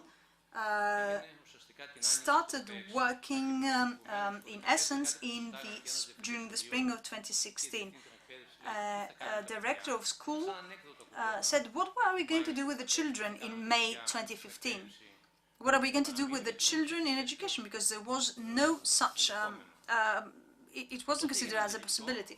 So then we understood, and what happened later on, that migrants and refugees, some of them will stay for long spells of time in Greece. So we had to touch upon the issue of education of the children. We started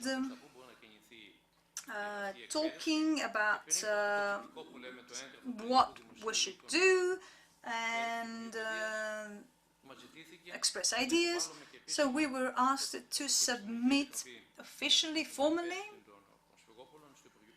a report with our own suggestions to the Ministry of Education. We sent that, and then there was a meeting, very fast I have to say. This meeting took place at the Ministry of Education. Many parties and people involved in all levels of education participated in that. The positive thing is that about majority, the people who are in Athens, well, at 90% of the suggestions, we agreed on what we had thought about for the education of the migrant children. So, in practice, it was in 2016 and 17 when we started integrating the refugee and migrant children in education. Until then, it was up to us, the regional directors of education, to make decisions, but then there was the coordinators for refugee education that were appointed in all three islands, Chios, Lesbos and Samos, and the good thing is that there were three reception classes in the schools of the islands.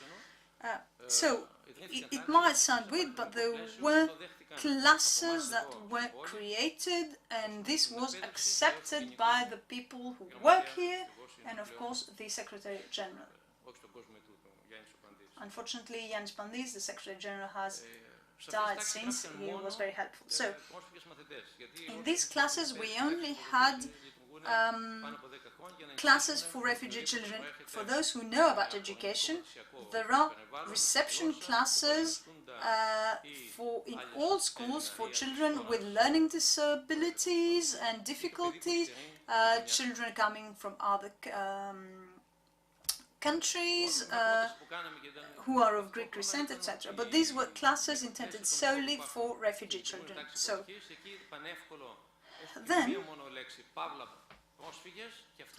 by adding the word refugee to the children, the next year we had these new classes in schools, and this was actually something that allowed us to school these children. The same took place in middle schools, and it was under the responsibility of the directors of education again. So our colleagues in middle and high school, in middle schools, also accepted these special classes. How did these classes work in elementary school? Maybe this will be also part of the repository. In the first day and second day, there were parents who tried to close the schools, but after 2 days, these schools started having these classes held regularly, and of course there were people who were against it, but there wasn't much they could do. There were also some individual inscriptions of children in the regular, if you like it, schools, with full support for a quicker integration. We had to look, of course, into immunization and vaccines, etc. But the coordinators of refugee education did something very important in this initial period, and that was to coordinate the NGOs and international organizations that were active in education. So,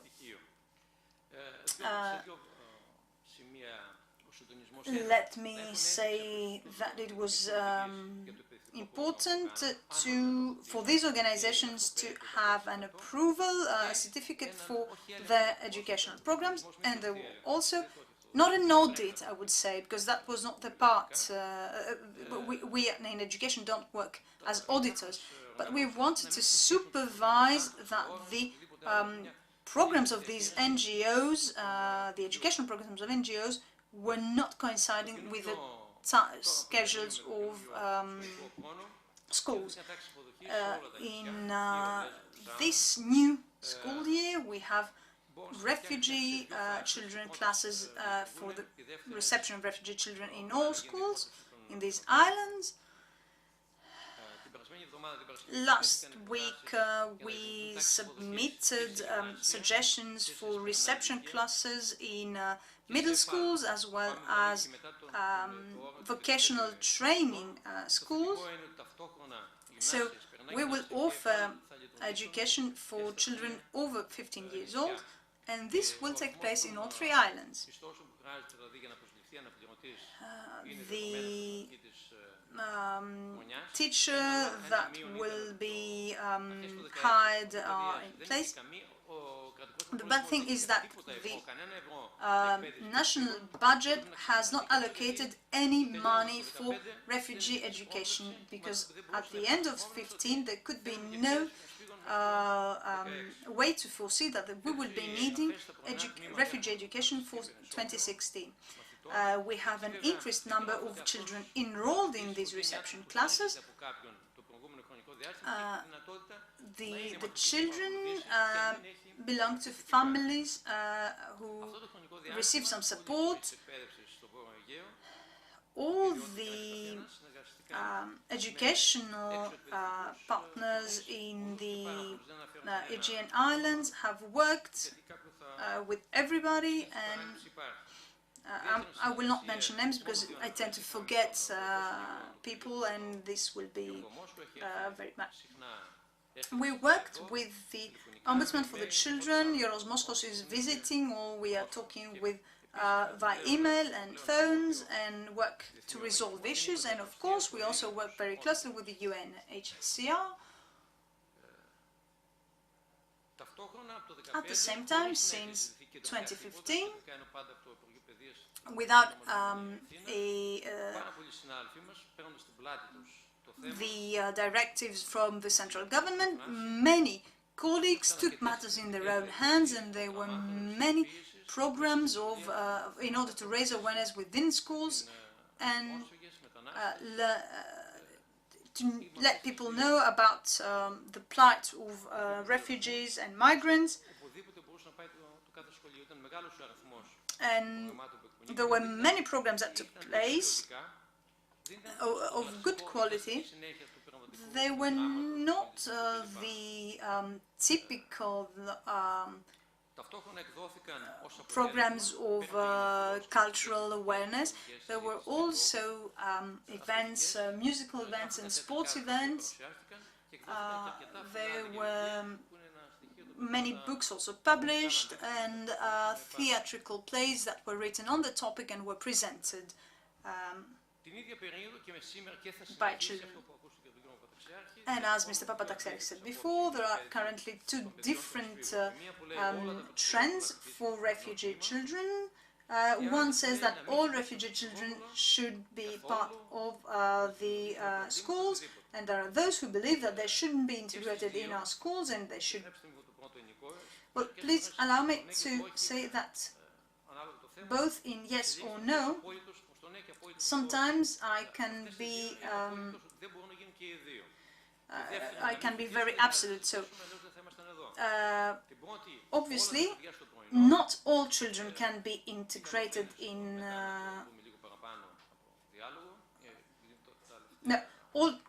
the fact that children should not attend school is out of the question, and yes, children should attend school. So until now, we had the pupils being enrolled in the school of the neighborhood. But if there is a mass enrollment of refugee children in a school where usually you have 19 or 20, and you have an extra 25, then the class should be split. So I think that both in Mytilene as well as in other islands, there are not as many other free classes and halls in schools. So apart from this great influx of children,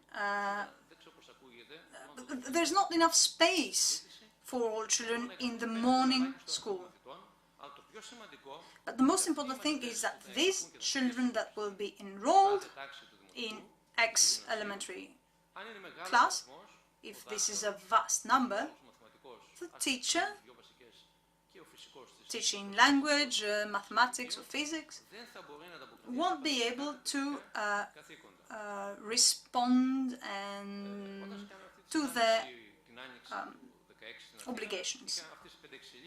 So when we met in Athens in 2015, I had written out these words and said, and I say to you before, that I feel that we will be making tentative steps. So every new issue we will have to look into it and either refer it to the central government for the Ministry of Education or deal with it locally. But we have to make tentative steps and be sure about what we do. And we're saying that the issue of refugee children education is a very sensitive matter, and it cannot be resolved with a decision of law, a circular of the ministry, because circulars are there, but it is us, teachers and professors, that will give meaning to these circulars. So if we have hostile teachers, hostile parents, the result will be negative, and this is not what we want. So we have to adapt. So this is what I wanted to say. Thank you very much. I hope that I made you understand what was the initial environment and what will take place in the future. Thank you very much, Mr. Kalargalis. Δύο σημεία έτσι να θίξω σύντομα. Please allow me to make two comments. Yes, it is very important for the repository to include such subjects in the documentation, because we need to have the results of the actions and what takes place in education, problems that arise, because or that are manufactured, because there are not the necessary terms for refugee children, for example, to be integrated in the classroom. And the coordinators for education of refugees have done work, and I think that this will bear fruit. And teachers might have to see, apart from reception classes that are in place since the beginning of the 90s and the education material that was produced back then, the conditions have changed, and we have to change also the educational tools we have.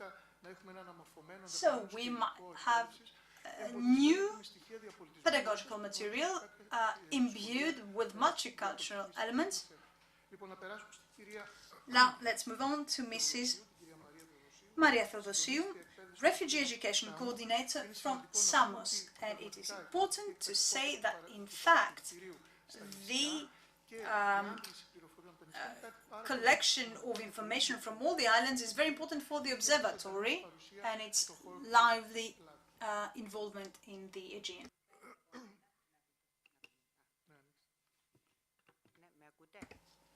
Can you hear me? Good afternoon. I will start with a short reference to the facilities, refugee facilities in Samos. Samos is one transit point for those who want to go elsewhere. Currently in a facility of meant for 700 people, 1,500 people are residing there, some in tents. There are families living in apartments in Vathi within the framework of the Estia UNHCR program, and there are also unaccompanied minors who live in the infrastructure of Metadrasis. The unaccompanied minors is the most permanent population of migrants and refugees in Samos. The average stay of people in Samos are about 60 days. Some are sent back to Turkey and others are moving forward to the destination. So this year is the first year where the refugee children were integrated in classrooms. The children in classrooms are only those who live in apartments and the facilities outside the center. The children in the center have no access to regular education. This has to do with the fact that this very large population of children cannot be included in the classrooms. We are also waiting for a kindergarten for the refugee children and infants. There are reception classes in the elementary schools, and we are waiting for reception classes in middle school and vocational training. What is equally important is the acceptance of the local society in the for the integration of children in schools. And I have to say that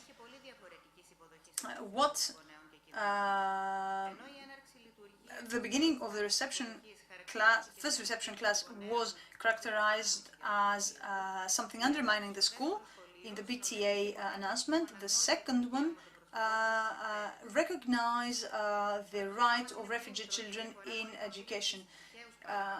This is a very small sample and it might be random, but I think that probably the contact with refugee children, with the indigenous children, has actually made a difference.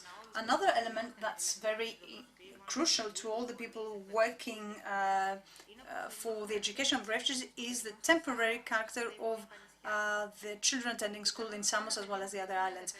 The fact that a child might have to leave the class from one day on the other has an impact on all the aspects of scholarization, the relationship between the teachers, the classmates, and every time one of its members is leaving, is making ripples in the school structure. And this temporary element is has an impact also in the interaction with the local societies. The temporary filling of both refugees as well as the locals does not allow them to forge real relationships. The refugees are viewed as a community, a population that is living there independently of the local community. The people who are representing the refugees also have an impact on that. The contact with between locals and refugees is often misled because the communication passes through the hands of interpreters, NGO representatives, etc.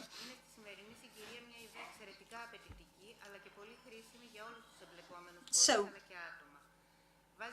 it is important to the observatory is actually creating a space of communication and brings into contact all the involved people. The structure of the website is very detailed and allows us to view all the elements. Our suggestion in order to enrich the web platform of the observatory would be about the inclusion of a field where the refugee education coordinators can update information about the enrolled children and all the other aspects. There should also be references to the informal education, and this would be very useful both to the refugee education coordinators themselves as well as anybody who's interested in the education of refugees in the islands. Another suggestion for the observatory is linked to the violent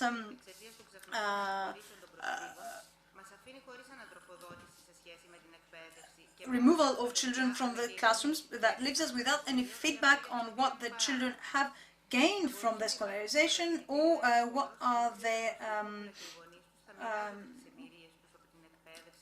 their complaints are. So there could be a space within the repository where they can share what was beneficial for them, what was hard for them, what gave them hope, what actually made them continue their education. So such an addition could be actually helpful to the other refugee children who will be integrated in education. So I would like to close that, my intervention with all the best wishes to the observatory, because it will be, I know that will be a great tool for everybody. Thank you very much. Of course, Mr. Papataxiarchis, I'm certain you have taken down this, you jotted down this suggestion, because children want to express themselves, but they don't have the place where to express, the forum, and we should know what happens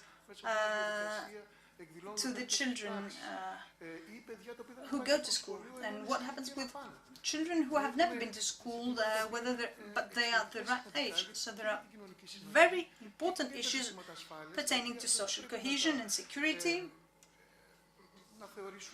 and we shouldn't consider that these are not manageable.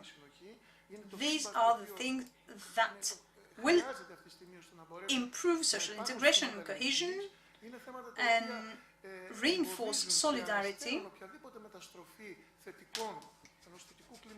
and we have to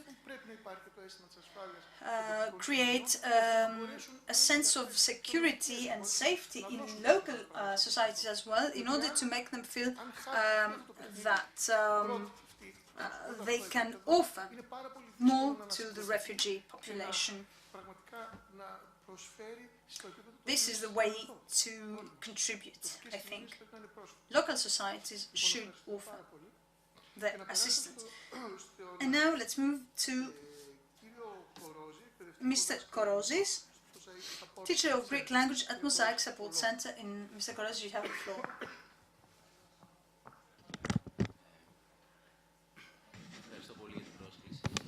Thank you very much for your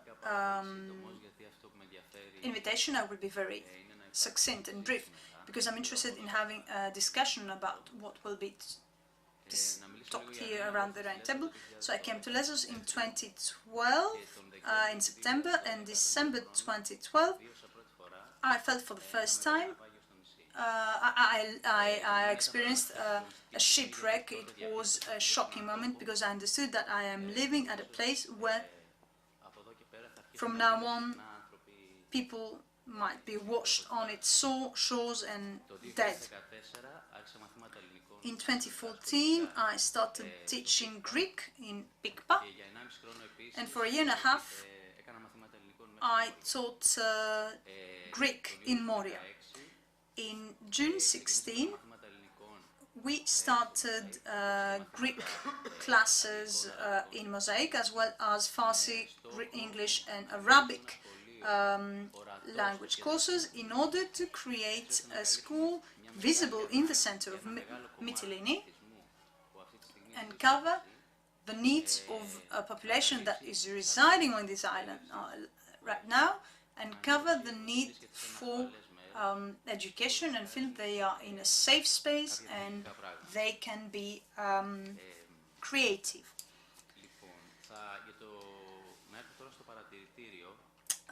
As for now, regarding the observatory, I think it is a great project.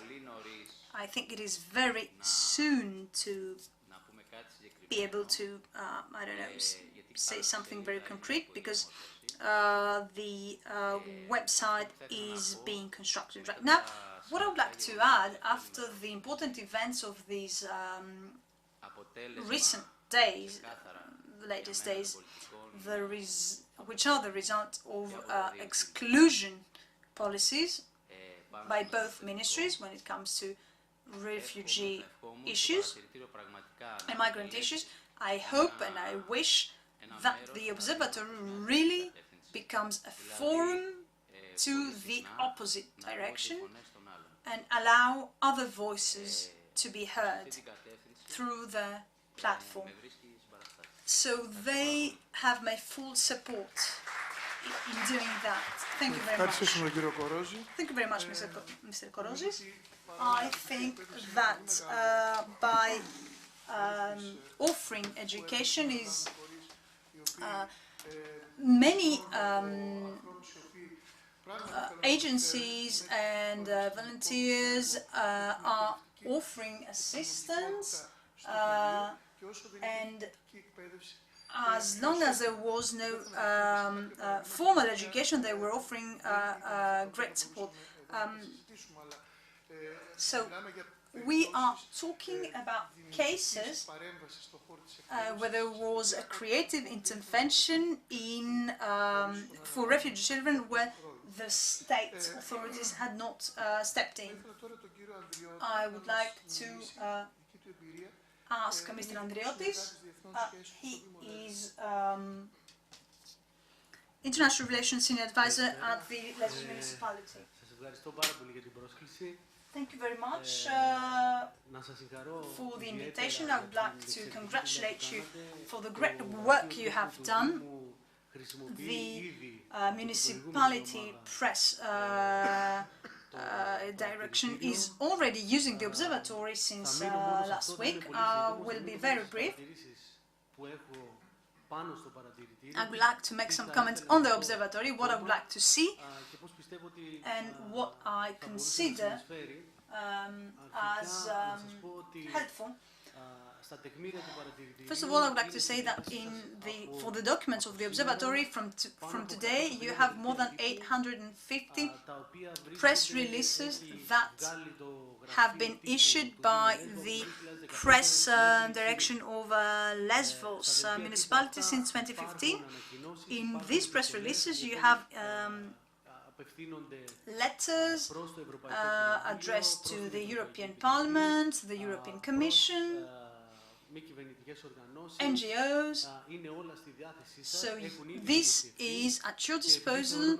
They have already been published, and we think that it should be they are documents, and they document not only what the municipality has done, but also how the crisis has evolved since 2015 and today. More than 650 photos, all the photographic archive by 2015 until today by our office, obviously, the press office. I'm talking about events related to the refugee crisis issues. I would like to say that because I think that the observatory should have more press releases from all the people involved, and perhaps less references and of articles, and not because articles are untrustworthy, but I think that the primary information coming from the police, Coast Guard, anybody else should be there. I think it is beneficial to research. So the observatories should have more press releases. This is something we could assist you in very easily, working with the Secretariat of Media, and it will be a great addition. Furthermore, the observatory could include something else. You talked about communicating with refugee and asylum seekers and the migrants. And I think they should have been given information regarding the procedures. If I'm not mistaken, there is the European Studies seat at the university, so that you can get information. I have seen the graph from for the procedure of asylum seeking procedure. This is a bit chaotic, so I think you should offer them information about that, as well as the EU asylum policy.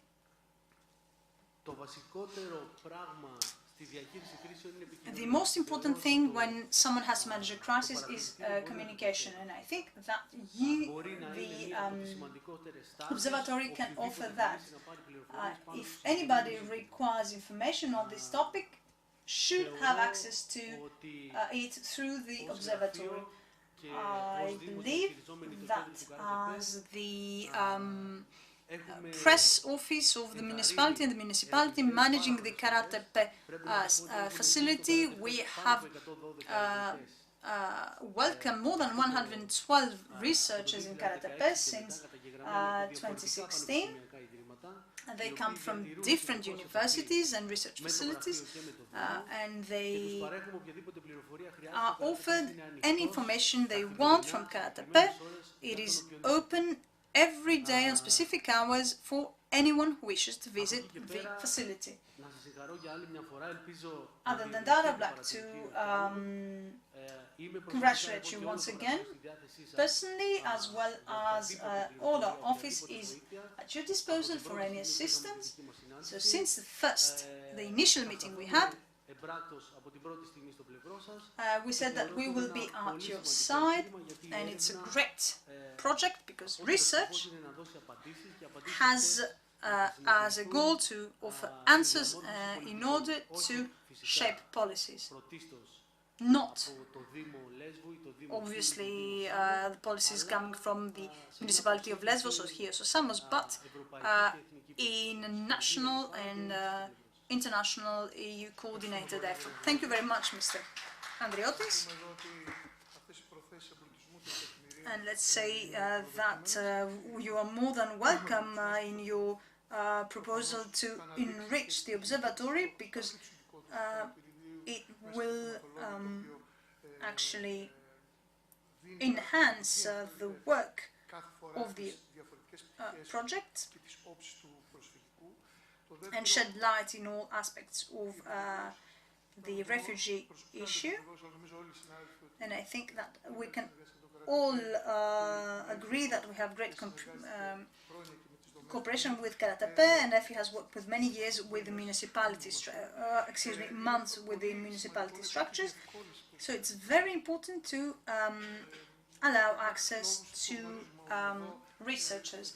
For some reasons that we know, it's difficult in the initial reception facilities to work. And now let's move on to Tulina Themeli. We all know that asylum demands multiplied when the borders closed. So we have now more demands, and we would like to ask Mrs. Tulina Themeli, Protection Officer for the UNHCR, to talk, to address the audience. Thank you very much for the invitation. It's a great pleasure to be here, representing the UNHCR, because this is what we do in our work. This is our mandate to protect the refugees. My work is quite varied, for those who don't know me. I work on topics of legal aid, asylum seeking, cases of racist, xenophobic violence, anything that pertains to legal issues, if you like. And I spend many hours of the day in Moria, where the issues there are very difficult. I'm very glad to be here because I have a long-standing relation with the university. I have been a former student of the University of the Aegean, but now the relation has become a bit more platonic. But I still have I'm in contact with the people, and I have had the opportunity to talk about the observatory when the idea was just pitched, if you like. The observatory was presented by its the people managing it. It's of great importance. It has lots of information. The material will be very rich. I think that it is of great value for many reasons and for many people. Here I will not disagree, but I would like to add something to what Mr. Papataxiarchis said. He said that the refugee issue is divisive, but actually I think it unites us. There are people coming from different strands of life and professions. The observatory hosts content coming from different organizations, NGOs.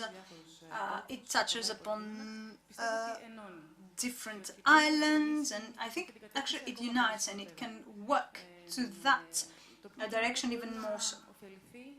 Local society can also benefit from the observatory by acquiring knowledge, by getting to know what happens to other places, being informed on best practices, and this gives us a sense of mutual understanding, of solidarity, and feeling that there are also others who are working on that topic. So I strongly believe that local communities and societies can benefit from such a tool and come into contact with scientific research and learn about things that otherwise they would never have access to. So this could offer research tools and knowledge that to people who have never been part of the academia. Obviously, for the academic community, this has a great value. So the observatory, I think, aspires to become a think tank and a content repository for anybody who wishes to use this material for research purposes. Me working at the UNHCR, how could the observatory help me? Obviously, apart from information that will be offered to us, I think, and probably the people working in the field might agree or disagree with me, I think that very often we are very taken in by the immediate, urgent necessities in the field. So we have to deal with the legal aid parameters, the legal framework, and it will be very important to have other information of this very complex issue. It would allow us to take a step back and look at things and reset our priorities, our needs, the necessity on how to act, reprioritize our policies. By visiting the website of the observatory as well as the repository, actually I had the opportunity to take a step back and revisit elements, characteristics of this multidimensional refugee issue that might have taken,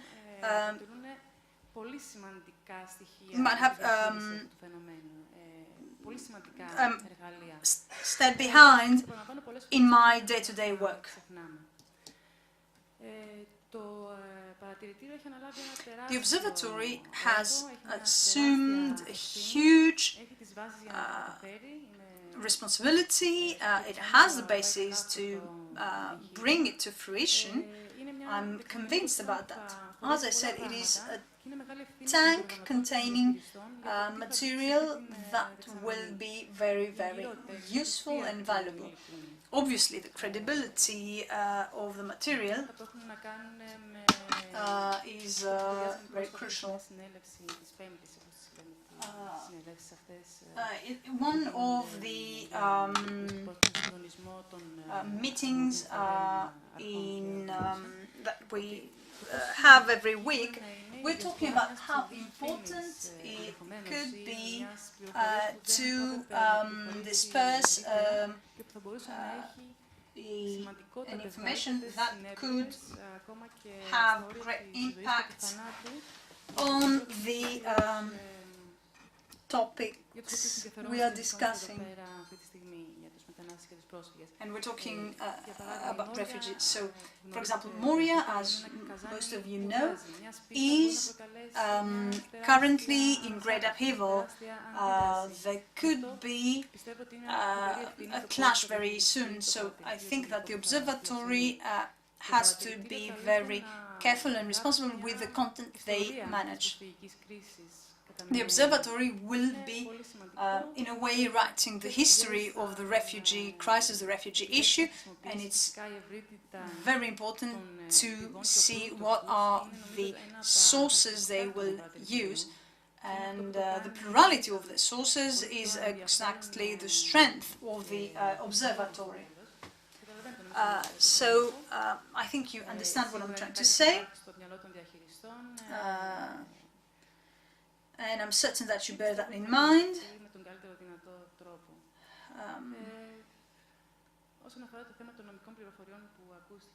So regarding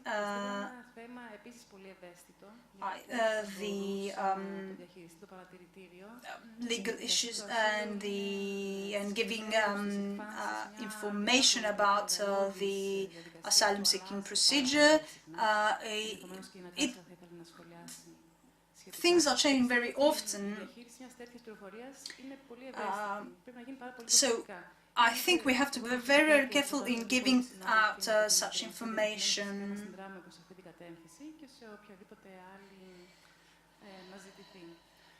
And I think Natasha will agree with me. We can help you, of course, in anything you might want. We are very happy that we have access to that wealth of information, and thank you very much and congratulations. Να πούμε ότι με τους πρώτους που συζητήσαμε εδώ για το ζήτημα του παρατηρητηρίου πριν βγει στον αέρα ήταν με εκπροσώπους. One of the things we have discussed before the observatory was launched, we talked with the representative of the UNHCR, and Mr. Papataxiakis talked about that, and there were issues that were brought forth about the management of information, the credibility of information, and how that will be tested in time. And obviously, the most sensitive of issues are the issues pertaining to asylum seeking and asylum itself, and as the opportunity of gaining information, this is crucial, but the procedures change very often, and it is very hard to have any intervention by other entities. I think now we can move on to the next intervention, which is rather close, I guess, to what Mrs. Demeli just said. So I would like to give the floor to Mrs. Natasha Strachini, attorney at law, member of LATHRA at the HERES Refugee Committee. You have the floor. Thank you very much for the invitation and the challenge to rise to the occasion and of this discussion. I have been working for the last 3 years on the refugee issue, the support of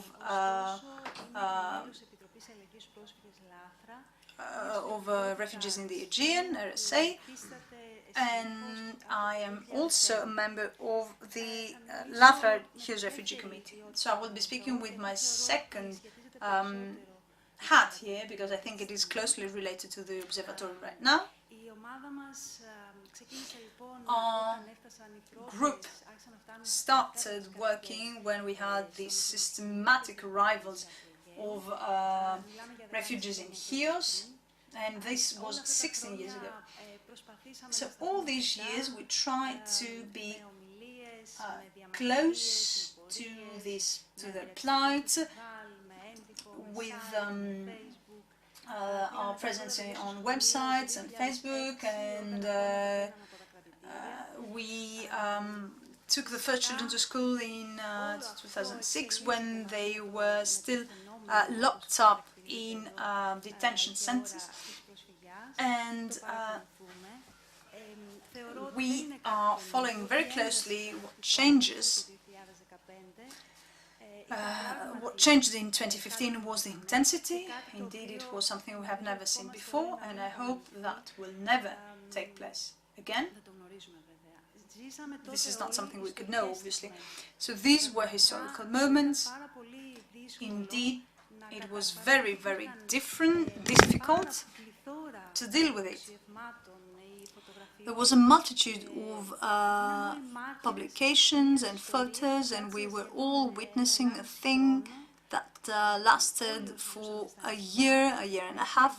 All the people living on the islands know that we've practically become a zoo of researchers.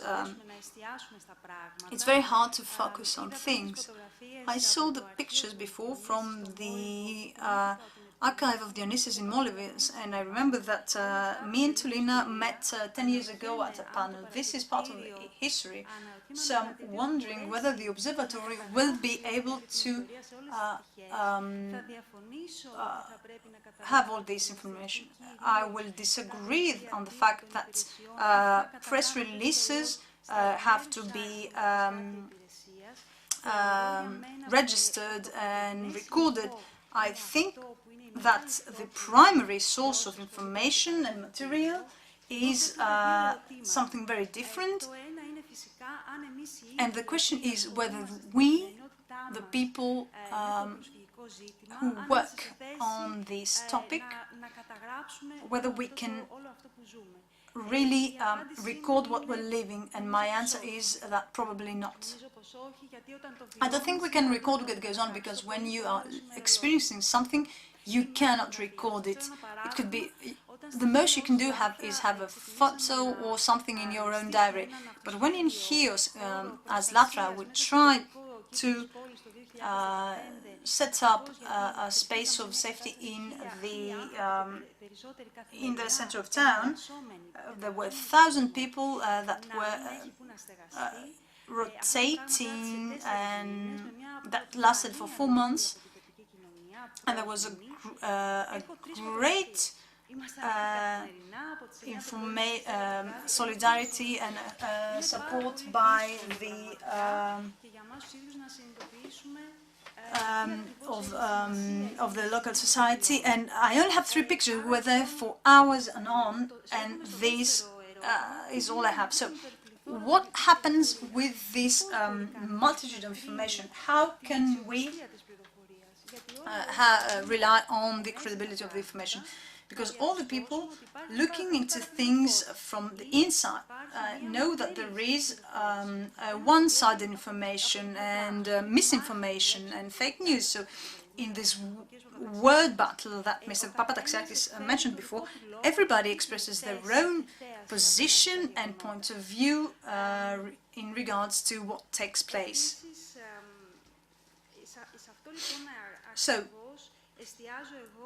this is where I focus when I'm talking about the value of the observatory and answer to the dilemma that most people face by saying that, but are we going to leave the urgent matters of Moria and the fields in order to talk about academic issues? No, this is not us. We are not going to do it. We will be probably the subjects of the research, but I think that this effort is really very bold and daring, and it is quite useful for everybody. I think that it will be, we will be the archival material for the historians of the future. So, as an attorney, I would like to say that we have to include not only the information about asylum seeking. No, this information is already everywhere, but there should be the institutional framework that is shaping up the current situation. Because what we call the refugee crisis for 2 or 3 years is a manufactured crisis, if you'll allow me. This is due to political choices and the management of this situation, and this must be ingrained in the material that is recorded by the observatory. It has to be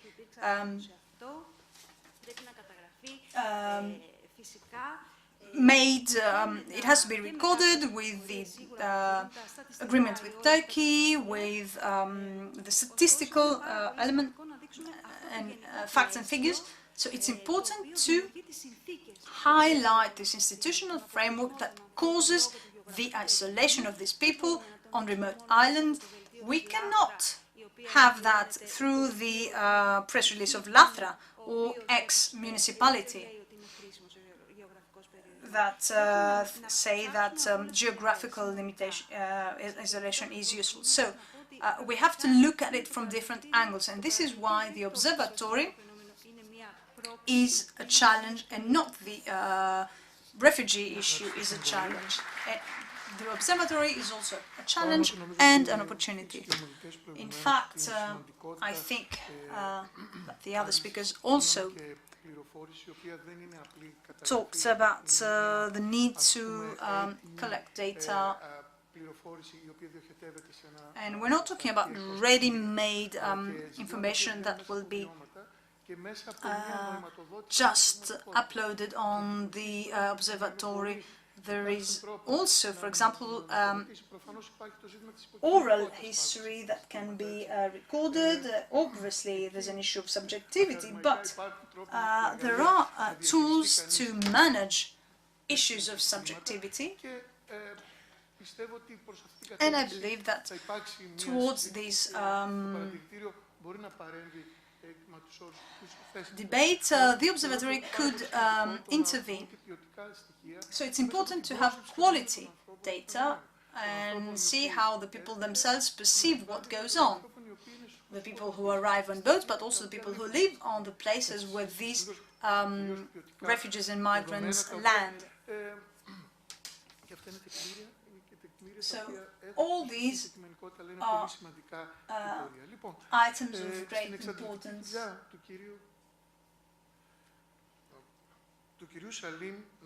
And now let's listen to the intervention of Mr. Salim Nabi. He's an interpreter. His work is really exhaustive.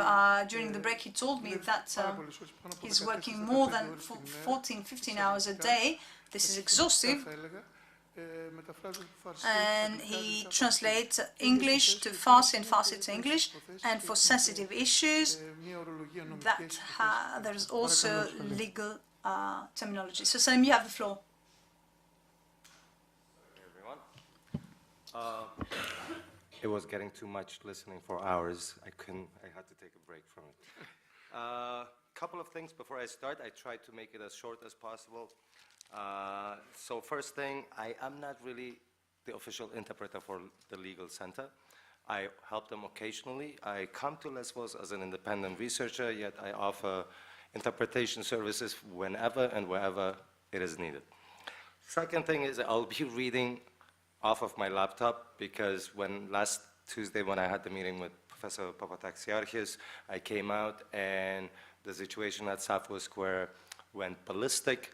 And ever since I've been day in, day out trying to offer translation services just to make communication easier.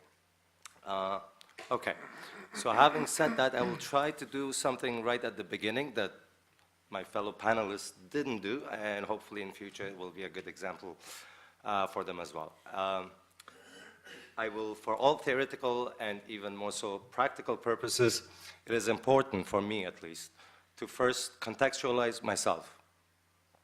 Hence, let me start by informing you that I was the child of a refugee family from Afghanistan who fled the country in the early stages of Afghan refugee movement back in early 80s. As such, I grew up with the continuous awareness and the incessant presence of the category of refugee in every aspect of my life. Yet, at the same time, I am no longer a refugee, but a citizen of a G7 country who has a degree in philosophy from a Canadian university, and I'm proficient in 2 European languages, namely English and German. So this puts me in an ambiguous position.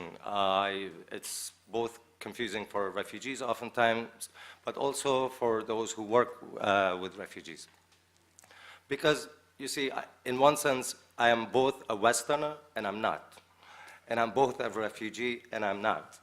So this has burdened my own research interest, which is quite wide, and I don't want to get into that, but also interpretation and different organizations' willingness to utilize my skills and my knowledge. So having said this, I hope that everybody considers my comments and my suggestions with a grain of salt, and with this position that I also occupy a very biased position with my Eastern background, with my Western education, and all that. So, okay. Having said this, let me turn to the 2 axes and dimensions that I would like to speak about and speak to, namely the observatory and the university, of course, in the context of which I am currently speaking.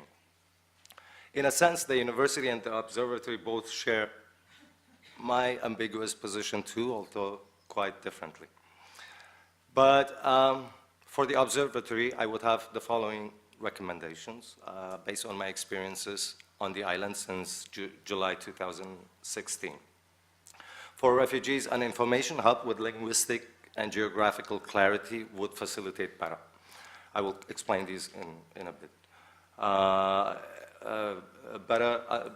Help them better understand their rights and support resources. For locals of the islands, it can function as an efficient and effective space for the better contextualization of the wider refugee situation which is taking place. And for the wider global research community, it can function as a fundamental resource for access and understanding. Now let me elaborate briefly on each of the 3 points, and then I'll conclude and not take much more of your time. So on the first point, there are perhaps endless number of resources for refugees online. In 2016, when I arrived here in July, I started looking around on internet. There are many, many resources, but even for someone who is used to research, it was impossible for me to get a picture of what to do, for instance, in Lesbos, or how to inform people in Turkey. Although these resources are available from Turkey all the way literally to Canada, where I live currently, of course. So I would recommend simple, linguistically accessible, so in different languages, but also in audio format. So my recommendation is that it should be mobile accessible and it should have audio. And the reason I say this is I worked last winter with Anicto Panepistemiou as the interpreter for the Lesbos research team, and we were in Karatepe, and let me reassure you, there are a good chunk of at least Afghan refugees, I can testify, they cannot even read and write in their own language. So if you want to provide them access to resources, then the link alone doesn't help. A text doesn't help. You need to have an audio recording so they can understand what it means and what this link is good for. Let me turn to the second point, which is the local community. I mean, these points are already there, but I tell you my suggestions based on my experiences. I would say a simple but accessible page would perhaps be also of interest and use to the local population, because the local population, as far as, okay, from the first week that I arrived, I realized everybody's attention was on refugees, but nobody was paying attention how do the locals feel. So I started asking around in stores and wherever I went, and to this day I still do that. And one of the things I realized is that the local population can immediately associate Syrians with the concept of refugee, because the media has promoted so much, I'm not going to get into the politics of media in respect to the Syrian situation, but the media has promoted it efficiently enough for them to associate the Syrians with war. But they cannot contextualize the other refugees. So for instance, a few weeks when I first arrived where I'm staying now, it's a different area, I was not there before, so the local convenience store where I buy my cigarettes, the person started talking about refugees, and the shop owner said something very simple. He said, yes, we have no problem with Syrians, we understand there is a war, but Africans? So I asked him, did you hear about something called colonialism? And 5 centuries of it. No, this context is not there. So if you want to help the local community, you have to contextualize the entire refugee situation and what has been taking place on this planet over the past 5, 6 centuries of what we call modernity, and we are so proud of it. Anyways, I'm not going to get into that. The third point I would like to make is regarding researchers and accessibility of research material. I remember one of the speakers, our online speakers, mentioned that anybody interested in refugees has at least passed by Lesbos or one of the Aegean islands. I would like to strongly disagree with that. I am on the mailing list of Center for Refugee Studies at York University in Toronto, where I studied, and I still sometimes take classes and so on. It's one of the largest, if not the largest, Center for Refugee Studies in Canada. They have worked in Kenya on educational development. They are part of what is called BEAR. And the first time I returned, I went to the center and I met with some of the professors and some of the researchers, and I attended some of the seminars. There is no consciousness about what's happening in the Aegean. And they are professionals. This is their field. And they are not aware. And on their mailing list, I get the emails at least 4 days a week. There is nothing about Aegean. There are things about Germany, there are things about Austria, but nothing about the Aegean, where actually the situation is the worst in the entire path that refugees take. So this is my recommendation in that respect. I have one final recommendation, and this will be the last one, which is towards the university, not so much for the observatory. I know last week there were some workshops here for interpreters.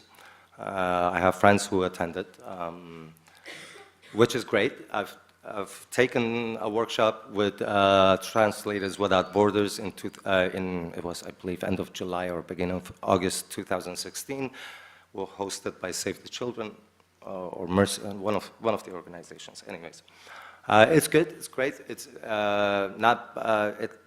It's a preparation. Imagine it's like high school for a university. But for interpretation, and I've seen this day in, day out in this island, the interpreters have no background in the field that they're interpreting. It's a refugee who has herself experienced trauma that has to interpret for psychologists who are dealing with trauma. This is not how it should work. You have people interpreting for lawyers, they have no background in law. What in Canada is happening, especially now with the Syrian refugees that arrived. For instance, I can tell you this August I took a certificate program just to understand how they work. Canadian Center for Addiction and Mental Health offers every 3 months, I believe, for caseworkers as well as interpreters specifically, certificate programs that are online and in which one can learn about the basics of psychological education. So they learn what is trauma, what is psychosis, therapy, and all the basics that you need. They will not become psychologists, but they will be sufficiently enough trained to be able to communicate to a psychologist in the technical terms that they have. And none of the interpreters you have here at this point, I reassure you, has that capacity.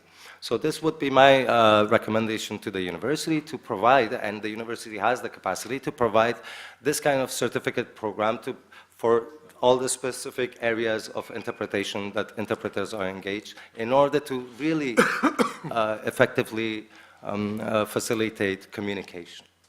Thank you very much.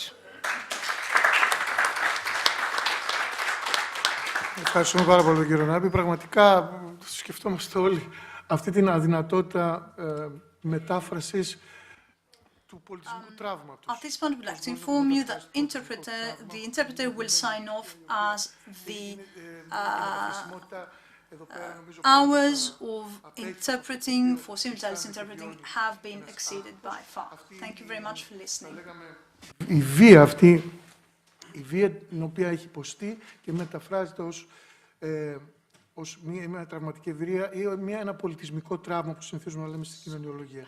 Το δεύτερο σημείο το οποίο μπορούμε να συγκρατήσουμε είναι πραγματικά ότι έχουν μείνει απ' έξω και μέσα από μια πληροφόρηση την οποία τέλος πάντων έχει διαχυθεί και από μέσα μαζικής ενημέρωσης περί της αναγκαιότητας περίθαλψης και προστασίας ανθρώπων οι οποίοι έρχονται κατευθείαν από πολέμους οι οποίοι είναι ενεργοί. Έτσι, υπάρχουν εστίες πολέμου, βλέπουμε στις ειδήσεις, άρα λοιπόν οι Σύριοι, αλλά υπάρχουν πάρα πολλές άλλες πληθυσμιακές κατηγορίες ανθρώπων που έρχονται από πολέμους οι οποίοι δεν έχουν σταματήσει. Απλά δεν υπάρχει η μετάδοση πληροφορίας σε τέτοιο βαθμό, ώστε να γνωρίζουμε ότι πράγματι είναι άνθρωποι που έχουν περιπλανηθεί από πολέμους οι οποίοι υπήρχαν σε μια ένταση μεγάλη παλιά, πιθανότατα τώρα μην είναι σε τέτοια μεγάλη ένταση, αλλά τοπικά υπάρχουν πάρα πολλές εστίες συγκρούσεων. Και αυτοί οι άνθρωποι είναι περιπλανόμενοι χρόνια.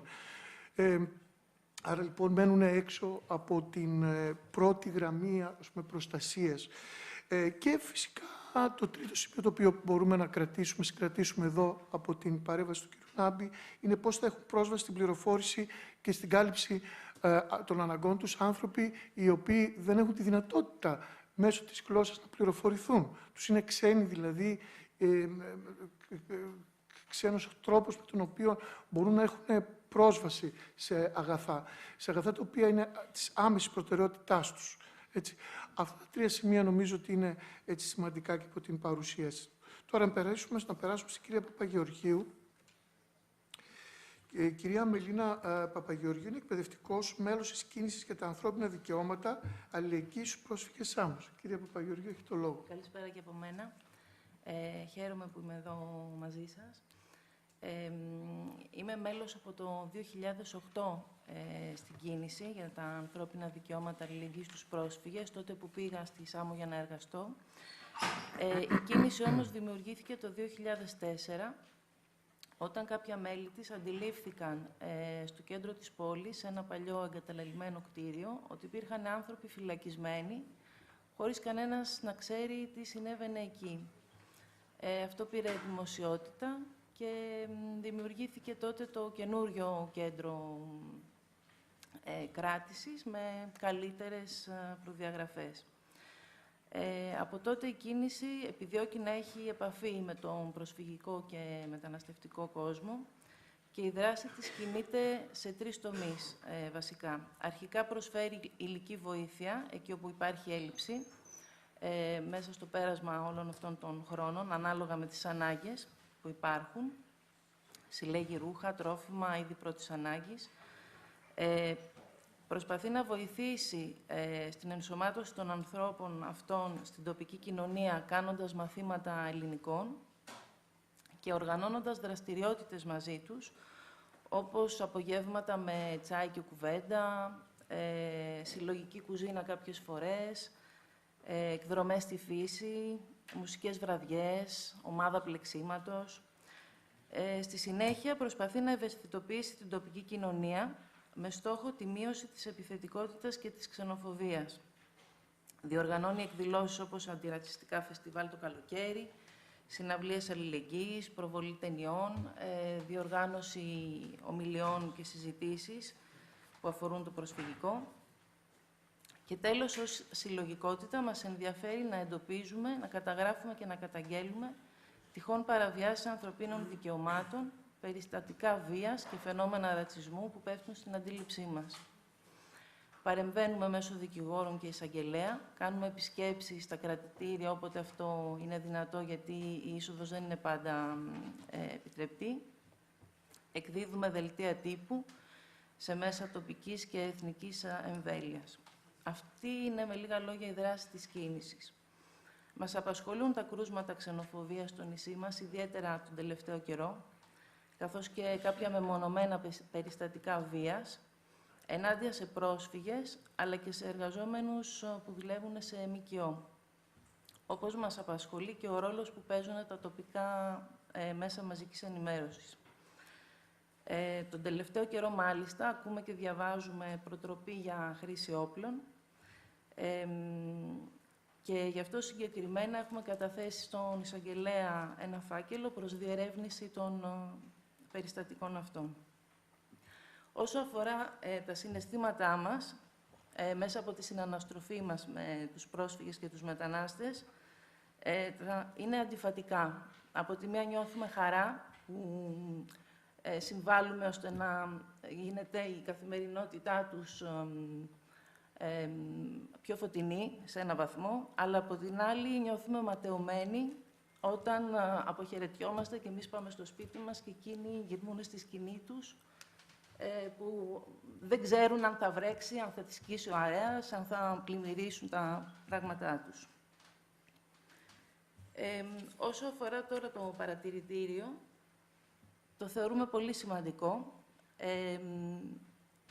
γιατί μπορεί να δώσει προοπτική, να έχουμε λόγο όλοι εμείς και να βοηθήσει στη μεταξύ μας επικοινωνία. Έχει πλούσιο υλικό με τη δυνατότητα να γίνει ακόμα πλουσιότερο και να βοηθήσει στην καλύτερη διαχείριση του προσφυγικού. Είναι επιστημονικό site και αυτό του δίνει εγκυρότητα, αλλά ίσως να γινόταν πιο θελκτικό για τον μέσο χρήστη, με επιπλέον οπτικοακουστικό υλικό, φωτογραφίες και περισσότερα βίντεο. Επίσης, θα ήταν χρήσιμο να υπάρχει ένας χώρος αφιερωμένος αποκλειστικά σε κρούσματα ξενοφοβίας σε όλα τα νησιά του Αιγαίου μαζί και αντίστοιχα ένας άλλος ξεχωριστός χώρος με πρωτοβουλίες αρμονικής συμβίωσης και ενσωμάτωσης από συλλογικότητες και άλλους δρόντες, χωρίς να χρειάζεται να μπούμε σε κάθε νησί για να βρούμε αυτές τις πληροφορίες. Μια άλλη ιδέα είναι να υπάρχουν βασικές πληροφορίες που αφορούν από τη μια τον πολιτισμό των διαφορετικών λαών που ζουν στα μέρη μας, Άραβες, Αφγανοί, Ιρανοί, που θα μας βοηθούσαν να κατανοήσουμε τις συνήθειές τους, κώδικες συμπεριφοράς, ενδυμασίας, διατροφής και από την άλλη πλευρά πληροφορίες σε φαρσί, αραβικά ή και άλλες γλώσσες, ώστε να γνωρίζουν και εκείνοι που ακριβώς έχουν έρθει. Τι δυνατότητες έχει ο κάθε τόπος να καλύψει τις ανάγκες τους. Π.χ. όσο αφορά την ιατρική περίθαλψη και τις άλλες υπηρεσίες που υπάρχουν σε κάθε τόπο, στις οποίες θα θελήσουν να έχουν πρόσβαση. Αυτή η πρόταση είναι από μία φίλη της κίνησης, η οποία είναι συριακής καταγωγής και συναναστρέφεται αραβόφωνους, που σημείωσε ότι θα κάλυπτε αρκετές ανάγκες των προσφύγων και θα βοηθούσε και την αποδοχή από τις τοπικές κοινωνίες. Μάλιστα, σημείωσε ότι θα μπορούσε να υπάρχει ένας χώρος όπου να υπάρχουν παροιμίες κοινές από διάφορους λαούς ή ένα κομμάτι λογοτεχνίας μεταφρασμένο σε διαφορετικές γλώσσες, ποίηματα, παραμύθια, κάπως έτσι. Ακόμη θα μπορούσε να υπάρχει πρόσκληση σε γλώσσες που μιλούν πρόσφυγες και μετανάστες για τη δική τους συμμετοχή στο παρατηρητήριο, στέλνοντας δικές τους σκέψεις, βίντεο, ακόμα και κάποια έργα τέχνης, ζωγραφική, ποίηση. Νομίζουμε ότι θα ήταν καλό, επίσης, να δοθεί αρκετά και ο λόγος στις συλλογικότητες στο παρατηρητήριο. Τέλος, θα ευχόμασταν μέσα από την ανάδειξη όλων αυτών των θεμάτων, να βοηθήσει το παρατηρητήριο στη δικαιότερη αντιμετώπιση των προσφύγων μεταναστών, στην τήρηση των νόμων, αλλά και στη βελτίωση αυτών για την διασφάλιση των δικαιωμάτων τους. Το παρατηρητήριο έχει αξία, γιατί από τη μια πλευρά μπορεί να γίνει ένα εργαλείο για την αποδοχή των προσφύγων από τις τοπικές κοινωνίες και μια αρμονικότερη συμβίωση, ενώ από την άλλη μεριά μπορεί να αποτελέσει ένα μοχλό πίεσης και διεκδίκησης πέρα από την καταγραφή των πληροφοριών και των δεδομένων. Καλή επιτυχία σε αυτή την προσπάθεια και είμαστε χαρούμενοι. Ήταν μια πολύ ευχάριστη έκπληξη όταν το μάθαμε. Ευχαριστούμε πάρα πολύ. Πραγματικά η διαχείριση του χρόνου των ανθρώπων αυτών, που πολλές φορές να φανταστούν παιδιά τώρα 15-16 χρονών, τα οποία δεν έχουν αντικείμενο, δεν έχουν με τι να ασχοληθούν, είναι μέσα έφηβοι οι οποίοι ψάχνονται αλλά δεν έχουν τι να κάνουν. Είναι κάτι πάρα πολύ σημαντικό και όλα τα θέματα τα οποία αφορούν στην καθημερινότητα αυτών των ανθρώπων δεν υπολείπονται άλλων θεμάτων που αφορούν τυπική εκπαίδευση ή τυπική πληροφόρηση. Είναι πολύ σημαντικά. Επίσης, όσον αφορά τις προτάσεις, έτσι προς το παρατηρητήριο θα συζητηθούν και νομίζω ότι ήταν σημαντικές οι παρατηρήσεις σας. Και ο συνάδελφος, ο κύριος Ψημίτης, έχει ο τελευταίος, απλά για να μην έρθει ο φύλακας και κλείσει την αίθουσα, κύριε συνάδελφε, αν είναι δυνατόν, όσο το δυνατόν πιο σύντομα. Για να κλείσουμε, να μας μείνει πολύ λίγος χρόνος για μία-δύο ερωτήσεις, γιατί ήδη πνεύσει ο χρόνος. Ναι, προφανώς σε αυτό το σημείο θα είμαι πολύ σύντομος. Θέλω εκ μέρους όλων των μελών του Αντιρατσιστικού Παρατηρητηρίου του Πανεπιστημίου Αιγαίου να απευθύνω ένα θερμό χαιρετισμό σε όλους τους άξιους συναδελφούς που στείνουν αυτή τη στιγμή το εγχείρημα του αδελφού παρατηρητηρίου της προσφυγικής και μεταναστευτικής κρίσης στο Αιγαίο, συμμεριζόμενοι απολύτως τις φιλοδοξίες, τις αγωνίες που έχουν προκειμένου να επιτελέσουν το έργο το οποίο έχουν θέσει ως στόχο μπροστά τους. Θεωρούμε ότι το παρατηρητήριο αυτό που γεννιέται τώρα είναι ένας καινούριος δρόν, ο οποίος εντάσσεται στο τοπίο του προσφυγικού και μεταναστευτικού ζητήματος, εντάσσεται μέσα στη δυναμική αυτού του καθεστώτος που ο Άκης του αρέσει να αποκαλεί καθεστώς ανθρωπιστικής διακυβέρνησης και πιστεύουμε ότι έχει να προσφέρει πολλά σε αυτό το κομμάτι, με την έννοια ότι μπορεί να βοηθήσει καθοριστικά, και μας αυτή είναι η προσδοκία μας, στο να κερδιθούν ορισμένοι από τους πολέμους που μένονται τα τελευταία χρόνια σε αυτή τη γωνιά της Ευρώπης, ξεκινώντας από ένα βασικό πόλεμο, αυτό που πολύ ωραία ο Άκης μας περιέγραψε ως πόλεμο των λέξεων. Επομένως, υπογραμμίζοντας την ανάγκη να κερδιθεί ο πόλεμος των λέξεων, και για να γίνει αυτό το πράγμα, προφανώς το παρατηρητήριο της προσφυγικής και μεταναστευτικής κρίσης μπορεί να προσφέρει πάρα πολλά πράγματα και εκεί μπορούμε να συνεργαστούμε τα δύο παρατηρητήρια σε αυτό το τομέα, με την έννοια ότι το αντιρατσιστικό παρατηρητήριο του Πανεπιστημίου Αιγαίου, όπως και ο επιθετικός προσδιορισμός αντιρατσιστικό προηγείται του παρατηρητηρίου, είναι ένα δίκτυο ακαδημαϊκών που έχει έναν περισσότερο πολιτικό προβληματισμό. Αυτό δεν σημαίνει ότι είναι ιδεολογικά αγγυλωμένο, γιατί έχουμε αρκετές διαφορές και διαφωνίες μεταξύ μας. Συζητάμε, διαπραγματευόμαστε, γεφυρώνουμε τις διαφωνίες μας, προχωράμε σε κοινές δράσεις, σε αναλύσεις. Έχουμε κάνει τέτοιες ενέργειες στο παρελθόν. Είμαστε ενταγμένοι σε πανελλαδικές δικτυώσεις αντιρατσιστικού τύπου και συμμετέχουμε ή προσπαθούμε τουλάχιστον όσο μπορούμε να συμμετέχουμε σε αυτές. Είμαστε και μέλη σε ευρωπαϊκές δικτυώσεις αντιφασιστικού και αντιρατσιστικού χαρακτήρα. Επομένως, νομίζω ότι οι διαφορές και οι ομοιότητες ανάμεσα στα δύο παρατηρητήρια θα πρέπει να αποτελέσουν μια αφετηρία με βάση την οποία μπορούν να συζητήσουν συγκεκριμένους τρόπους συνεργασίας στο μέλλον. Εμάς μας χαροποιεί ιδιαίτερα ότι δημιουργείται ένα καινούριο παρατηρητήριο το οποίο έχει διαφορετική μορφή, είναι πολύ πιο οργανωμένο από αυτό που έχουμε δημιουργήσει τα τελευταία 6 χρόνια εμείς. Στελεχώνεται από εκλεκτούς συναδέλφους σε ακαδημαϊκό, οργανωτικό, τεχνικό και διοικητικό επίπεδο. Δεν είναι άτυπο, όπως είναι το δικό μας παρατηρητήριο. Επομένως, νομίζω ότι η δικιά μας συνεργασία μπορεί να βασιστεί ακριβώς στην αναζήτηση συμπληρωματικότητας. Να βρούμε τις συμπληρωματικότητες που υπάρχουν μεταξύ μας. Είμαι σίγουρος, χωρίς ηγεμονισμός, σε μια διάθεση συνέργεια, σε μια διάθεση κοινής προσφοράς, στο να κερδιθούν αυτοί οι πόλεμοι, στους οποίους μάλλον, παρεπιπτόντως, χάνουν οι πολλοί μέχρι στιγμής.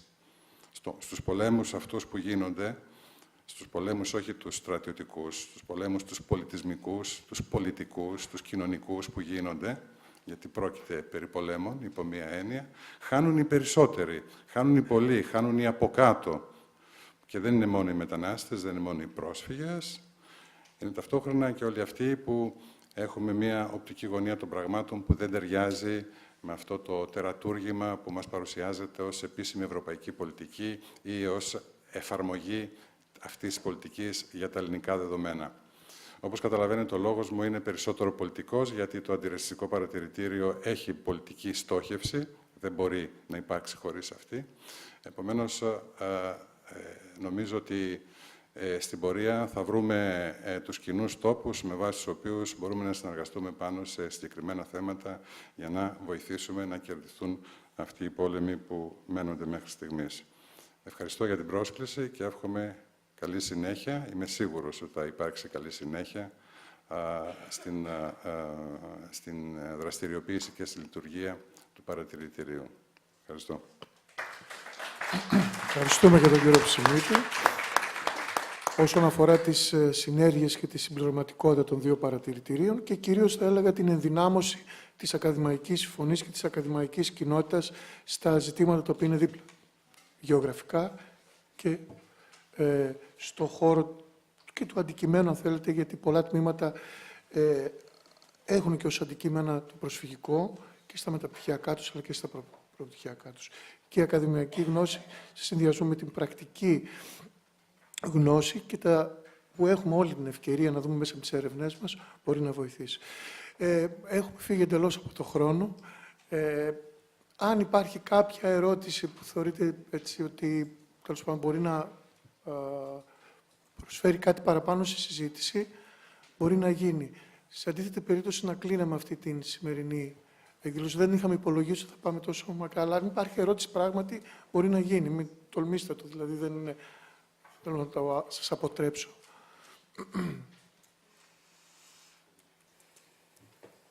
Από τους συμμετέχοντες στο πάνελ, υπάρχει κάτι που θα θέλετε να προσθέσετε?